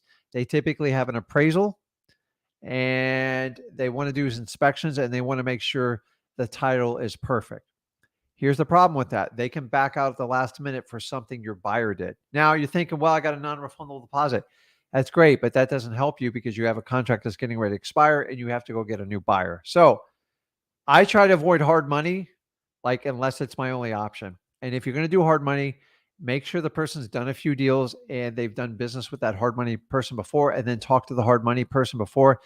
I've had hard money lenders not fund a deal at the last minute because they just weren't comfortable, and that doesn't do you any good. And you'll wind up in a mess. So you do have risk with hard money. It is a loan. It's just a type of loan that can fund on wholesale deals, and they're okay with assignments. So,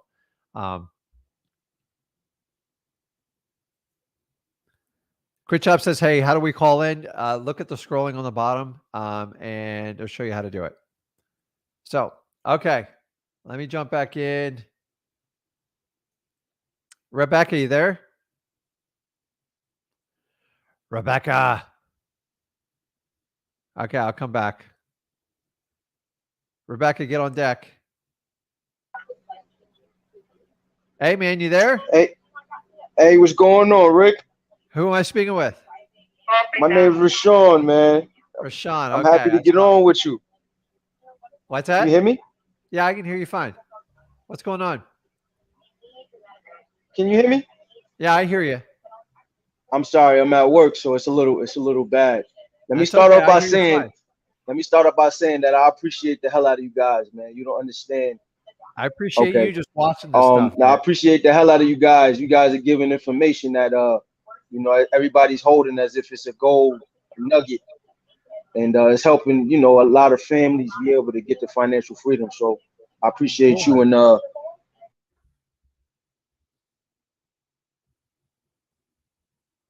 right, Rashawn, you froze on me.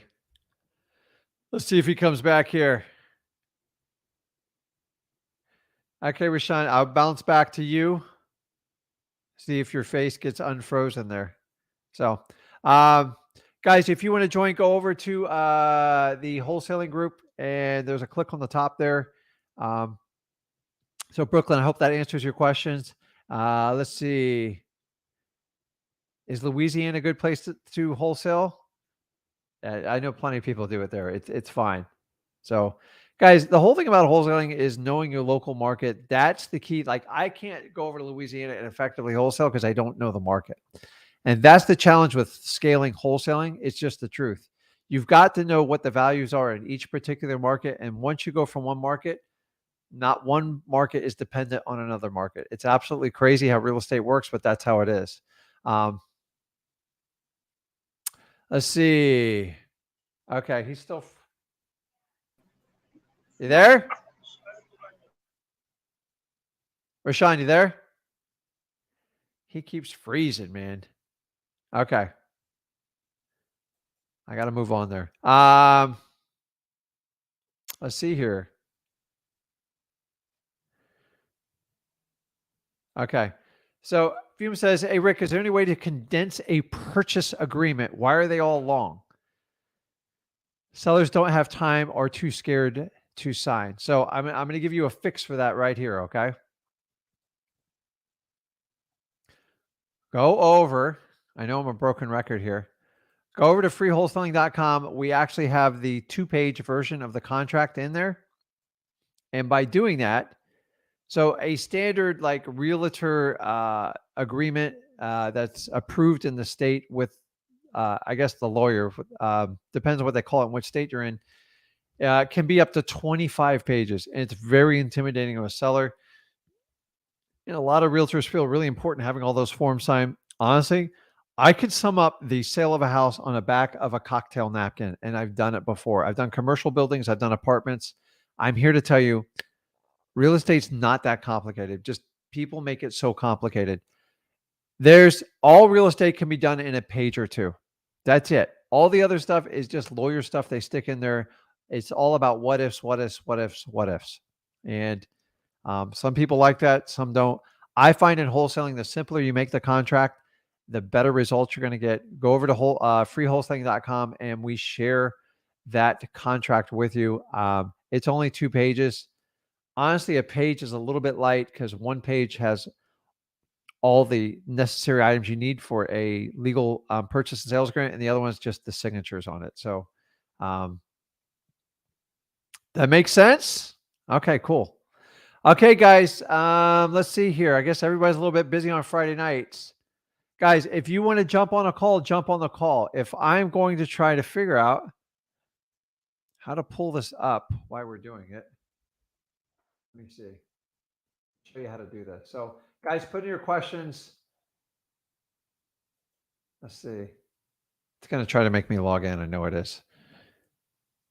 That's no good. Let's see. No, it's going to make me log in. Okay. You there? Yeah, man. I don't know why I keep cutting out. One. Let's try. Okay, let's try. Shoot, in case I lose you. Okay. Quickly, once again, thank you guys for your help, man. I appreciate you guys for giving this information. It's helping families. Okay. I wanted to say that off rip. 2 things. One, I have a property. Well, one, I have a man that's selling like a commercial property. And it doesn't really have good comps to it. I'm kind of like using Zillow and trying to comp it like that way. And it doesn't really have good comps to it. It's in Richmond, Virginia. Okay. It's a building that has like two parts to it. He's saying after it's fixed up, it could be worth $1 million. I don't know, because when you assess it, they're gonna say whatever. He's an investor. So yeah, when you assess it, it's saying like the county assessor saying it's like 298. Okay. For like one side, because it's 16, 17, and 16, 15. So my question to you is, I want to lock it up. He's saying he wants 700,000. Okay. I really don't know the value. It needs work. It needs, it's abandoned thing there. Like it needs work. I really don't know how to, it seemed like he'll budge on the price, but I don't really know how to approach this one because it doesn't have good comps. I'm not able to compare it to other properties in the So area. it's a commercial property? Yes, for sure. Yeah. Okay. And what's it primarily used for? It was used for, I think it was a like hair salon, the hair. It was two, Okay. it's two of them. It's two sides. So like retail, first floor?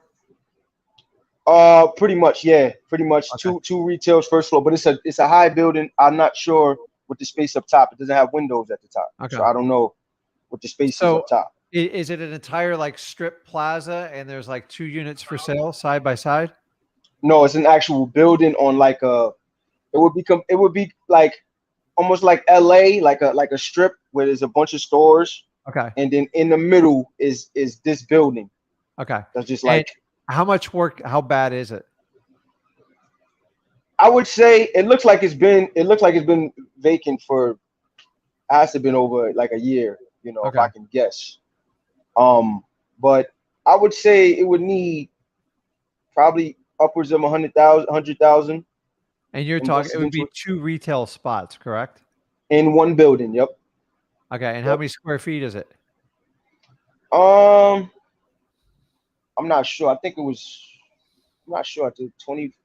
I'm not even really sure because I'm not looking at it right now. Yeah. But pretty much the guy, this isn't his only property. Yeah. And the guy, you know, he's saying like, yo, I want to. His motivation is like he's getting old. He doesn't want to hold on to, you know, he's ready to just start getting rid of liquidate properties. Yeah. But So but you know, it just seemed he's an investor, so I know even though with that mindset, he's still okay. looking to capitalize. So kind of the rule of today is like people are trying to value properties they're not quite sure how to value. So guys, single family homes and like, you know, a vacant lot, it's easy. So that's where you primarily want to stick. When this stuff comes over your bow, you got to look at it. So on this particular one, so I buy lots of commercial. So I have an entire business where I just buy commercial. The commercial is dictated completely on what the property will produce. So you have to just reverse engineer it. So if there was a hair salon there before, okay, try to find out how long they were there. I like to do an investigative work and find out why they left there. I want to find out why they left because I don't want to have the same dang problem. That sometimes the roads change or the demographics in the neighborhood change and it's just not viable for a business to be there. If it's not viable, you don't even want to touch it because then you have that problem. I'm a little concerned it's been vacant for a year. So either he's out of money, he doesn't want to deal with it, which a lot of wealthy landlords kind of get that way. So you have to find out. I would try to find an old sign with a phone number, call that person and find out why it didn't work out. Well, let me ask you this. They're going to unload a story on you. Gotcha. I'm sorry. Let me ask you this. So what I was going to do was I was going to call the other businesses in the area and kind of maybe get a range, like, you know, if I could find the owners for the other business. Yeah. Hey, how much is the property? Because there's like literally businesses on the side of it. Yeah. So you have to find out, are there any CAM charges with it, common area maintenance charges for like for the lot, the lighting, like anything like that. You can get that from the owner. Number 2, like the easiest way to do this is reach out to a commercial broker and just ask them in that area. Don't give them the address because you're just going to give them a lead. Find out what they get per square foot on that. So like here in South Florida, the average like retail space for that is $18 to $25 per square foot. So if I had 2,000 square feet, just rough numbers, you multiply it, it gives you 50 grand, you divide it by 12, and that should be like the monthly rent of what's expected on that. So you don't know that data, just they'll give it to you. They're like, oh yeah, here's it. And then ask the broker this, what's the average cap rate for this type of property? All cap rate is, it stands for capitalization. It's a fancy word, and all brokers will talk over your head. You take the NOI, which is the net operating income. So you take all the income minus off the expenses, tax, insurance, everything. Yeah. And that gives you a net number. You take that net number, divide it by the price, and it'll give you a cap rate. Cap rates are going to range anywhere as low as like 3%. I've seen them as high as 50%. Okay. Once you get over 10 or 12%, that's an investor friendly. It's exciting, Yeah. But once it hits like 15, 22%, like which a big rehab would, you got to be careful because how many investments do you have that pay you 15, 20% that you don't have to worry about it? Very few. Yeah. Even the stock market will rob you at 10 or 12%. So Yeah. like if the cap rate gets too high, like it's telling you the risk is very high, you're going to lose your capital. So the sweet spot most investors they like between a 6% and like a 9-10% cap rate. But Gotcha. that one's going to be all over the board. So like you just play around with the numbers. Go to the commercial broker, get the what they're renting per square foot, and then find out what the going cap rate is in that area. And with those two numbers, you can reverse engineer anything. After that, you can send in a contractor to give you an estimate to get it up and running. So most people who want to do like a retail shop, they need a bathroom, maybe a small place to run some water in a sink, and they want a nice area to display their products, have customers come and go, and you just figure it out from there. You just back it up, and then you just start talking to people. I recently bought a unit because the crazy thing is, like, I knew my title company was looking for a new spot. They do all my business. They've been around like 25 years. They're like, yeah, we'd love to have a spot over by there. I'm like, okay. I go, Smart. give me just a minute. I waited 2 weeks. I went and got a contract and I brought it back. She introduced me to the owner. I bought it. I wrote them a lease. I did a 10-year lease. I don't ever have to think about it again. And like they give me top retail. And plus, I get the advantage of being the landlord of my title company. Wow. I only did it by like talking, and I find out what they want. I go, well, hold on, let me go out and find it. Now, you got to figure out genius, the rehab, brother. and somebody wants to do it. A lot of people in the retail space, they love to do their own build out. It's common for people to do the build out, and then you give them like a rent credit for 6 months while they do the build out. You're not going to do the build out. So you just got to find out if he's flexible on that stuff. I would get the data from the broker first. I would do some due diligence on the previous tenants that were there, and then get a feel for that community, what's kind of going on. And as long as you have life in there and people are doing business, you just got to solve the problem. What it's worth, you're going to have to do some more homework. I wish I could give you a magic answer to it. Here's what it's worth in commercial. What will the property produce? Gotcha. So you already have the tax bill for it. You're going to figure out what the rehab is on it. And remember, the tenant's going to do the rehab. So you just got to figure out what that property will yield. And that's the way to do it. Okay? All right. Last question too. Always comes down to the income. When it comes to regular properties, it comes down to what the comp is. And so you got a good brain. Commercial's more income than it is comp. Yeah. Okay. If you had a small business, like what would attract you to be there? And a lot of guys that goes, oh, I got a friend that can do drywall and I got a guy to do a little paint. And they'll do their, I don't know how bad the rehab is, but like someone's going to have to fix it. So you're going to have to work with someone to do it. For sure. Find out what the end value is and just work it backwards.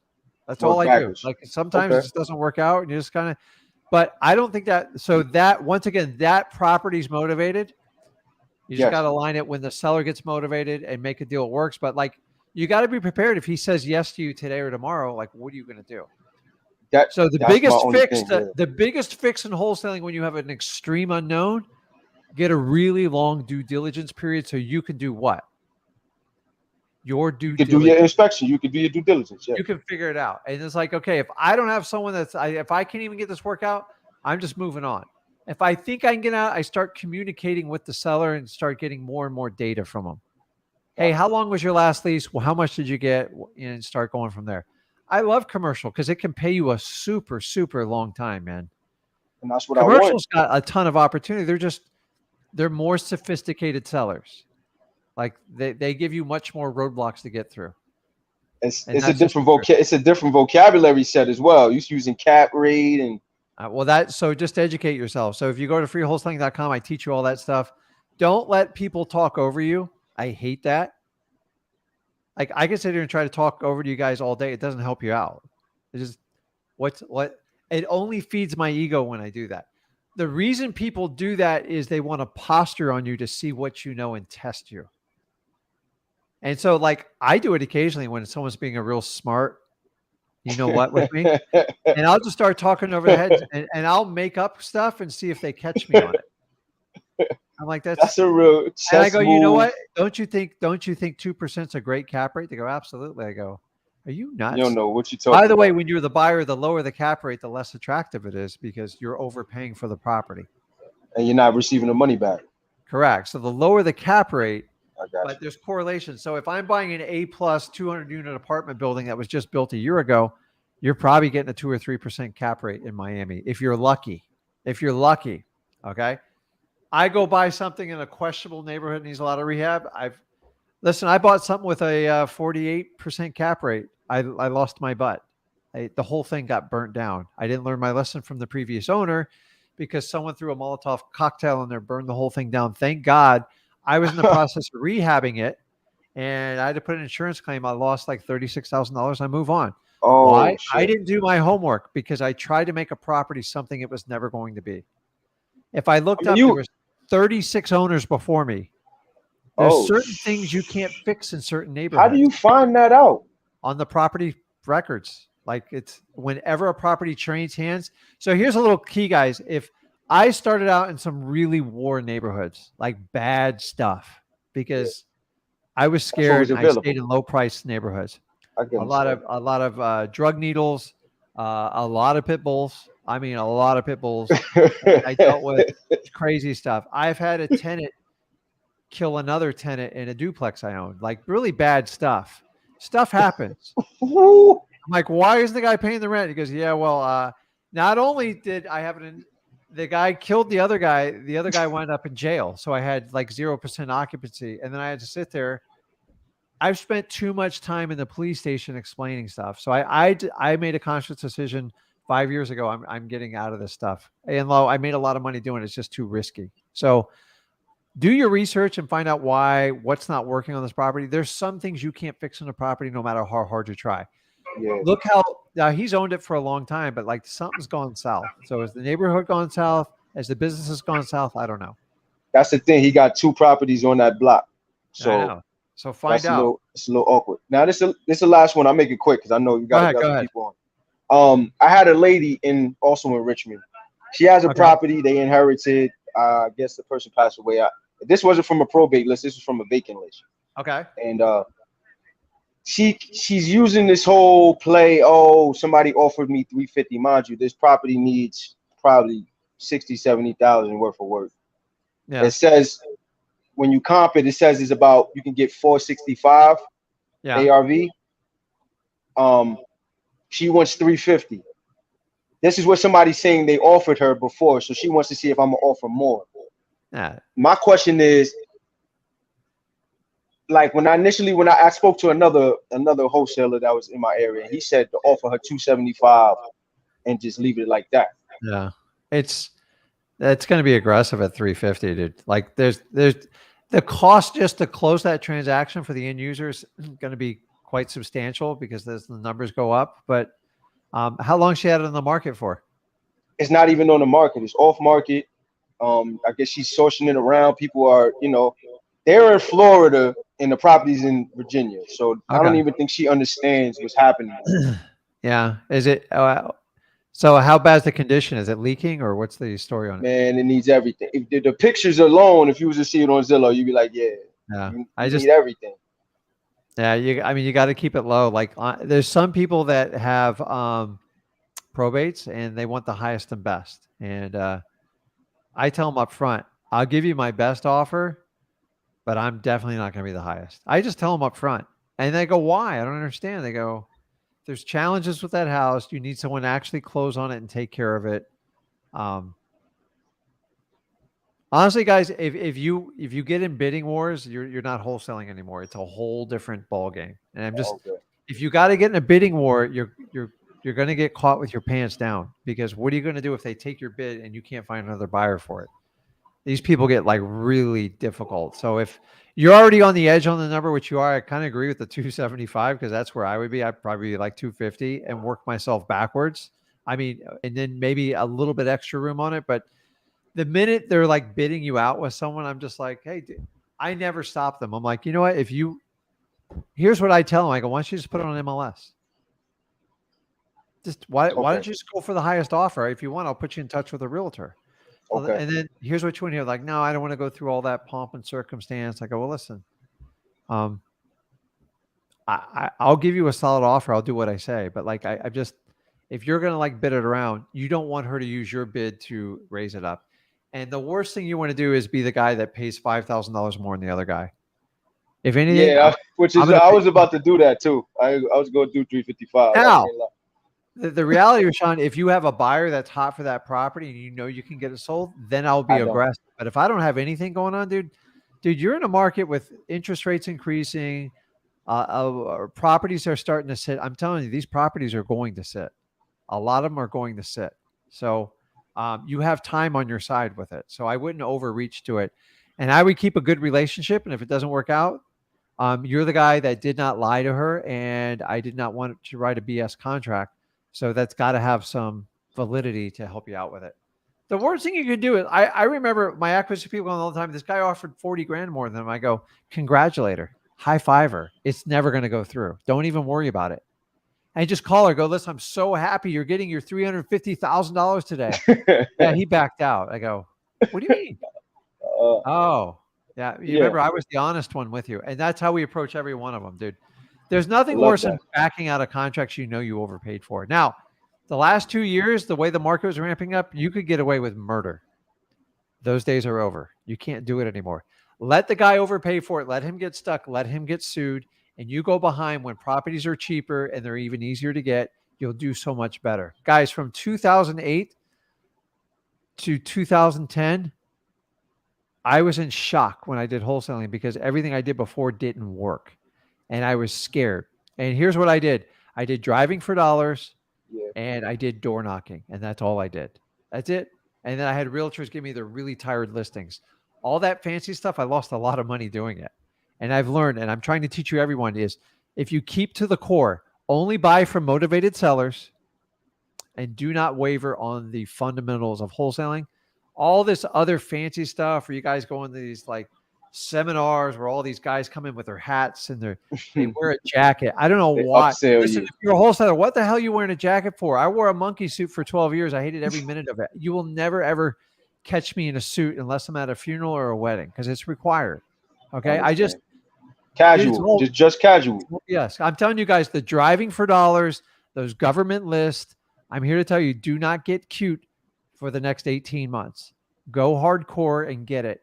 And listen, if we have a soft landing in the market, great. You built even a solid foundation. If the market keeps crumbling, you're going to be rewarded very, very well because what happens is the bad wholesalers will buy all the crappy deals. Here's the reality. You're looking at deals right now compared to the last like 3 to 6 months. Everything looks good right now. Like, oh my God. Try that same philosophy with the stock market, right? Right. Tesla was $1,200 for 3.5 months ago. It's at like $640 today. Wow. It looks good. I bought it and it's still dropping.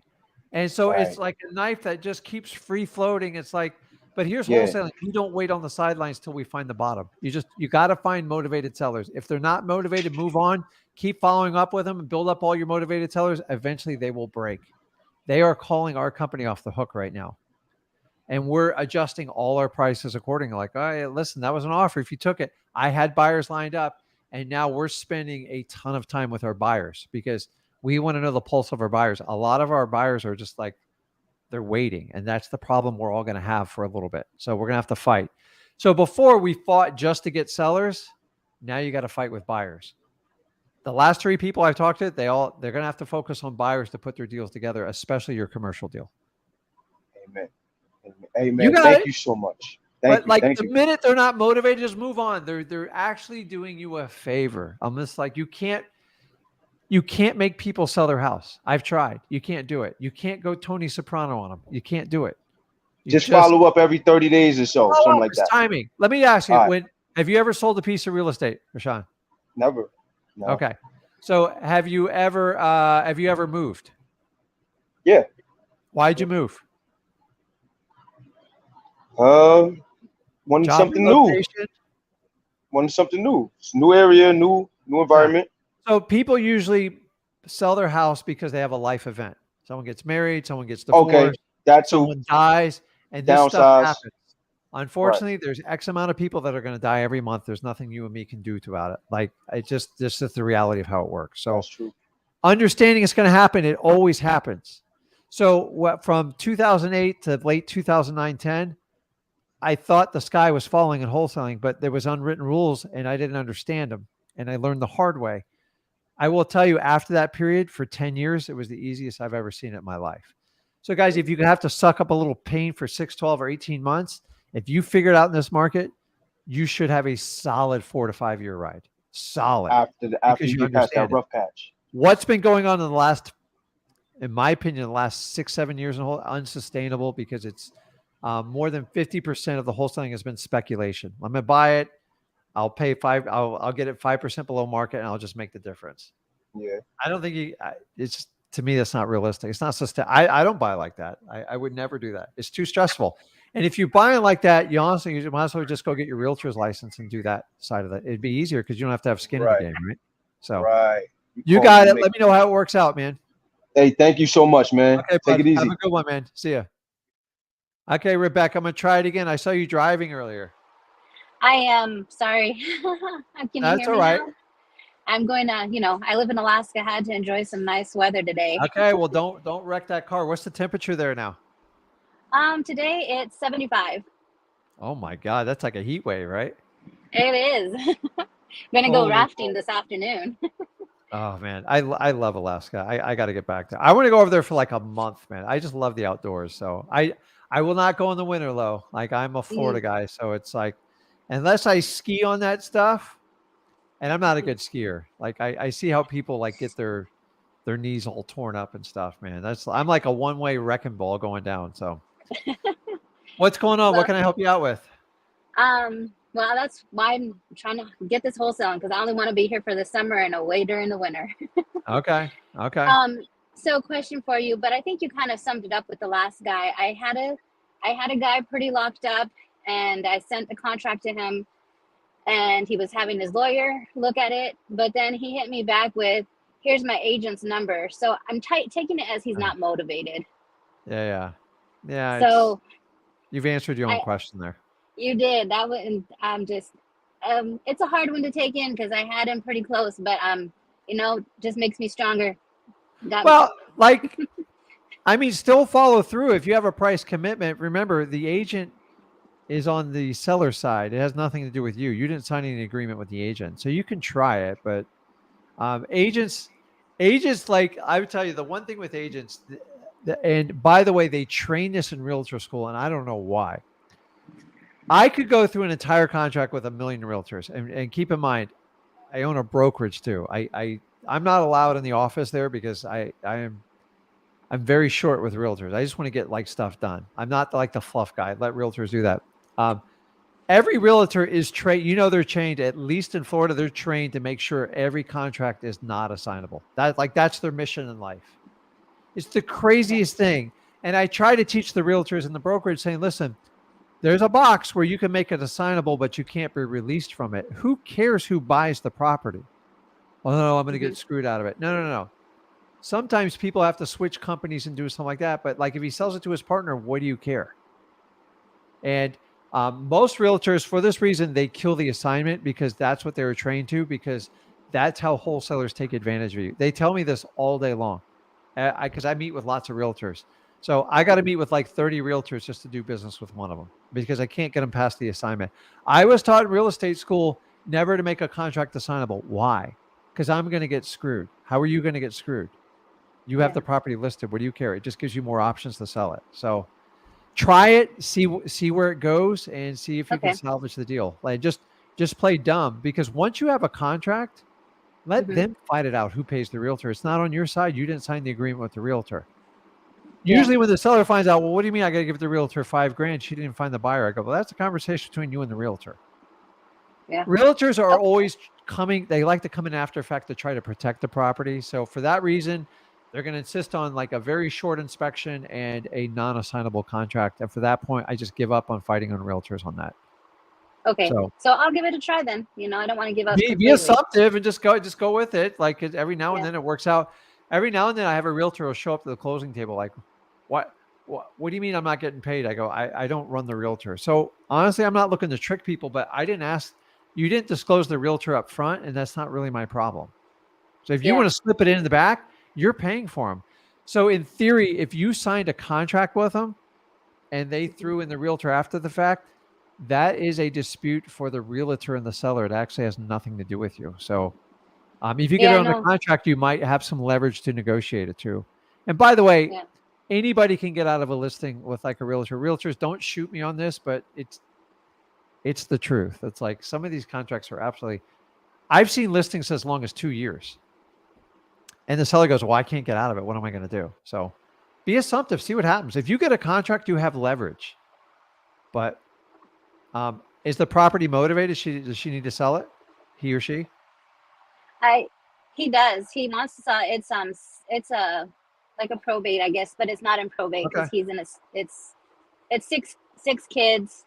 They've all agreed. So I'm kind of on the fence. I'll call the realtor, see what Give they it a say. shot. Give it a shot. You got Yeah. nothing to lose. But like, I've had you tell me how many times I've had a realtor show up at a closing like, "Oh, somebody owes me $5,000." I'm like, "You talk to the seller. I don't have an agreement with you." And then the seller gets really upset. I'm just like, "Listen, if the realtor didn't find the buyer, didn't fix your problem, was on the market for 4 months, and now they want to show up for a check, I don't know what to tell you. Like, it's ridiculous." I get it all the time, by the way. I'm like, it's between you guys. I'm not figuring that out. Well, you need to pay the realtor. I'm like, why? Why do I need to pay Yeah. the realtor? The realtor should do the right thing and just step out of the way. And you tell you what, I'll make the deal go forward. I'll give the realtor $500. So that's all you're doing that way. Okay. So let me know how it works out. Enjoy the weather. I will. Thanks, Rick. Okay. See you. Okay. Philip, you there? Yeah, hey Rick, how you doing? What's going on, Philip? Hey, I just wanted to well, first I wanted to tell you guys just to get a little update. I spoke to you guys about a month ago on that I was targeting probates. And since then I've closed 2 deals in probates. Wow. 2 massive deals totaling around 96,000. So I wanted to say thank you for that advice on probates. Um, it was life changing, that list, I So would say. what state are you in? I'm in Georgia. Okay. So guys, just keep in mind, I didn't do probates the first 8 or 9 years of my investing. I have to go back.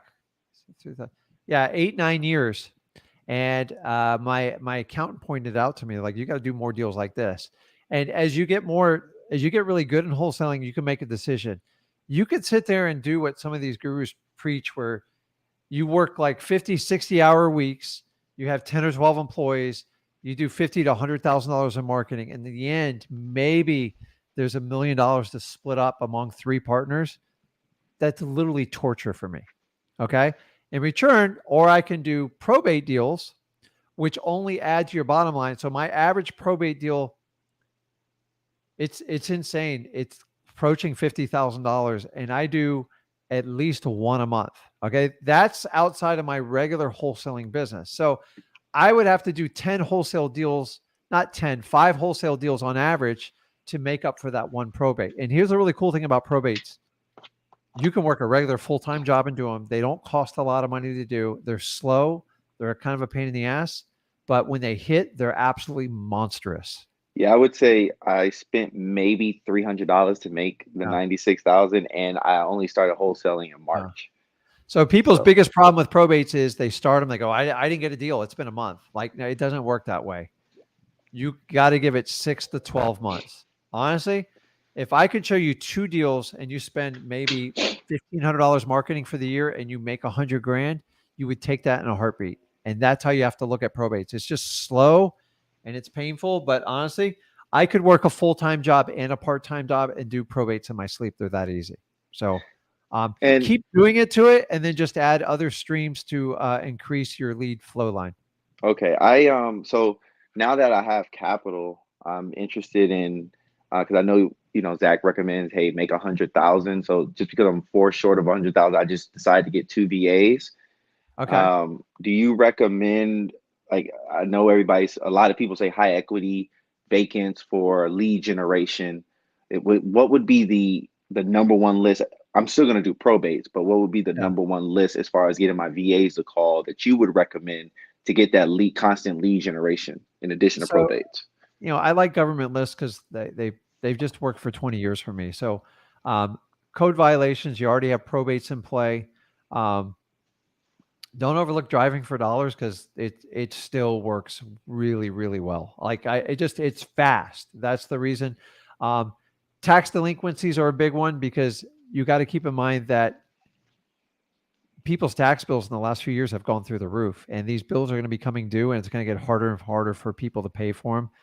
The high equity, I like it. It just you need more volume when you do high equity though. That's how it works. So the Yeah, I was high gonna give my equity, VAs like a 20K list. yeah. Honestly, code violation is like one of my favorite probates, code violations, tax delinquencies, but I only hit them twice a year. Like you can't sit there and pound them every month. It doesn't work that way. Okay. If you can do water shutoffs, anything like that, the more aggressive and offline the list is, the better you'll do. The more public the list is, which is like a high equity list, if you do it through listrei.com, they work. It's just you get traffic with it, and you got to like fight to it. So I give you all the parameters in the course on what to pull on it, and you have to test some of the data out. Also, the vacant list in PropStream through listrei.com, that works well. I only do that one twice a year. Because it's a lot of repetitive addresses, and I don't want to sit there and waste time and money either cold calling or mailing to them. Okay. Okay. And then Okay. check out, when you get a chance, check out that mailingmastery.com and start educating yourself on how you can start scaling your business on incoming leads, because it gets really easy when you could do that part. Okay. Guys, I was Okay. just like everybody like you. I went driving for dollars. I knocked on doors. I did whatever I had to get deals done. I made my first 100 grand, and then I started putting money back into marketing. And I went into direct mail early, and I've been doing it 20 years, and my return's insane on it. But the way I teach you guys to do direct mail is like nobody else does it, and it works. But I don't want anybody starting off doing it because it's a little more advanced strategy. But it's honestly, once you get 100 grand, you should do direct mail because you can increase it. I spoke to, I set Corey up. I think he's done about a dozen deals now. He started just like every 6 months into it, and now he's going full in direct mail. And like we talked about it, like, he's writing the big boy check, but I'm just showing people how $3,000 to $5,000 can turn into $100,000. It's really cool when it happens. But as I said, you got to get comfortable working with sellers and doing everything you're doing. So, look at the only thing you're right on. You know the list to do. Look at the mailing mastery and start studying it now. So when you get your next 5 deals in, then I'd go back and make a small push towards that, because that will get extremely reliable for you in the long run. Okay.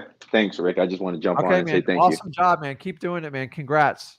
Okay. Thank you so much. All you, man. Okay. Okay, Brooklyn. It's like the daily dose here.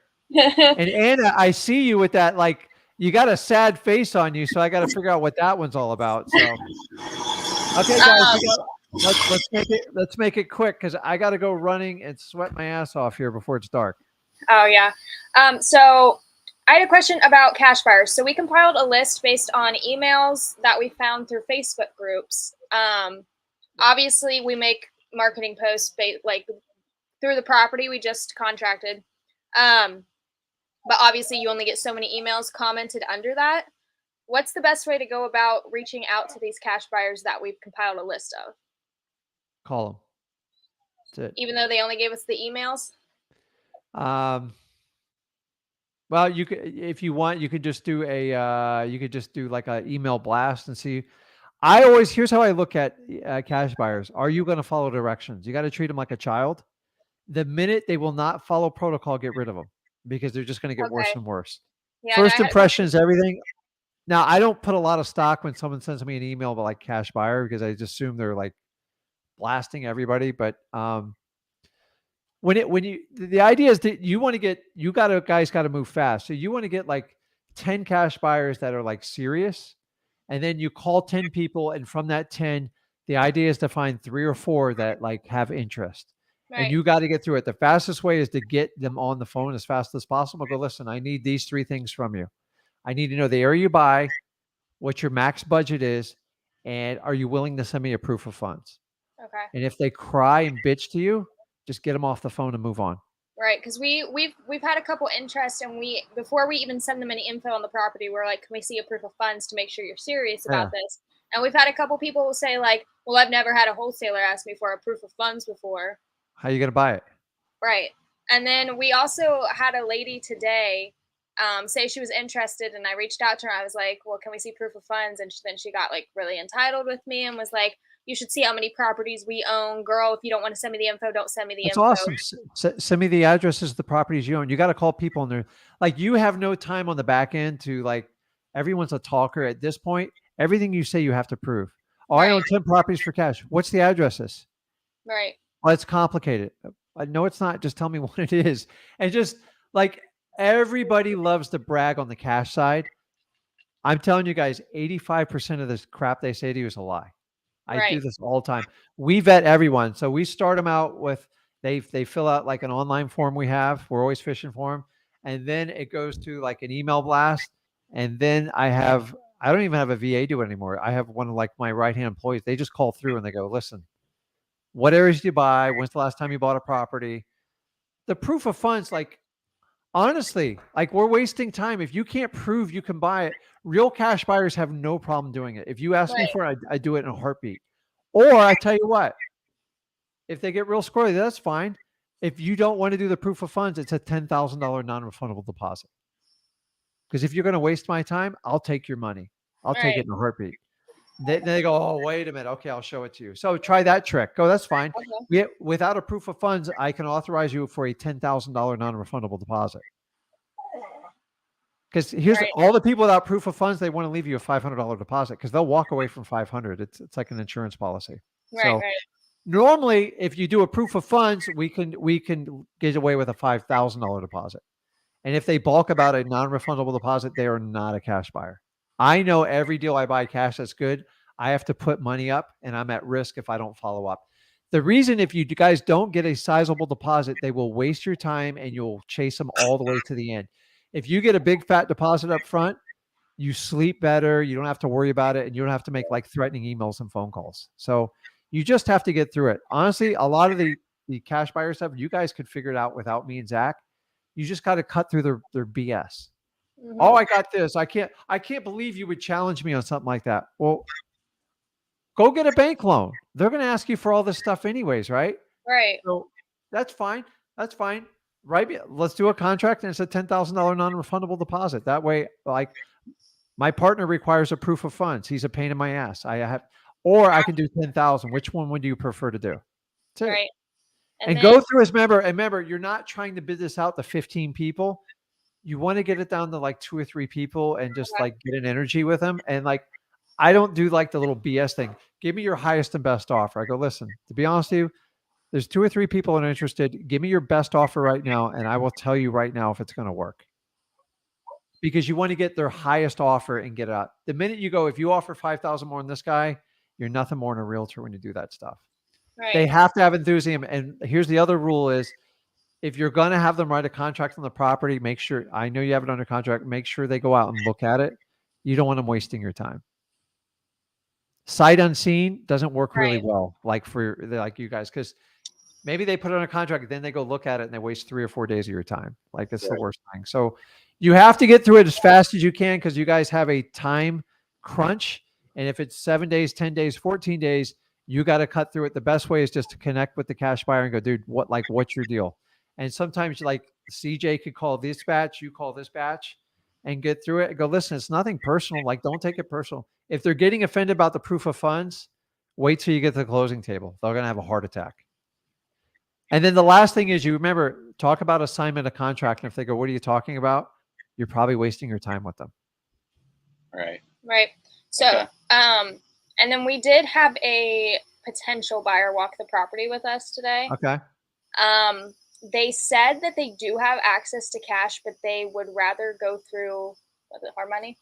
They want to use a local hard money lender here. So did you hear my spiel on hard money earlier? Yeah, today. It's called hard money it's a loan. They can renege up to the last minute and leave you whole in the bag. I've seen them leave the buyer whole in the bag. So I have a guy who buys properties, bought like 40 of them from me, and all he does is do hard money.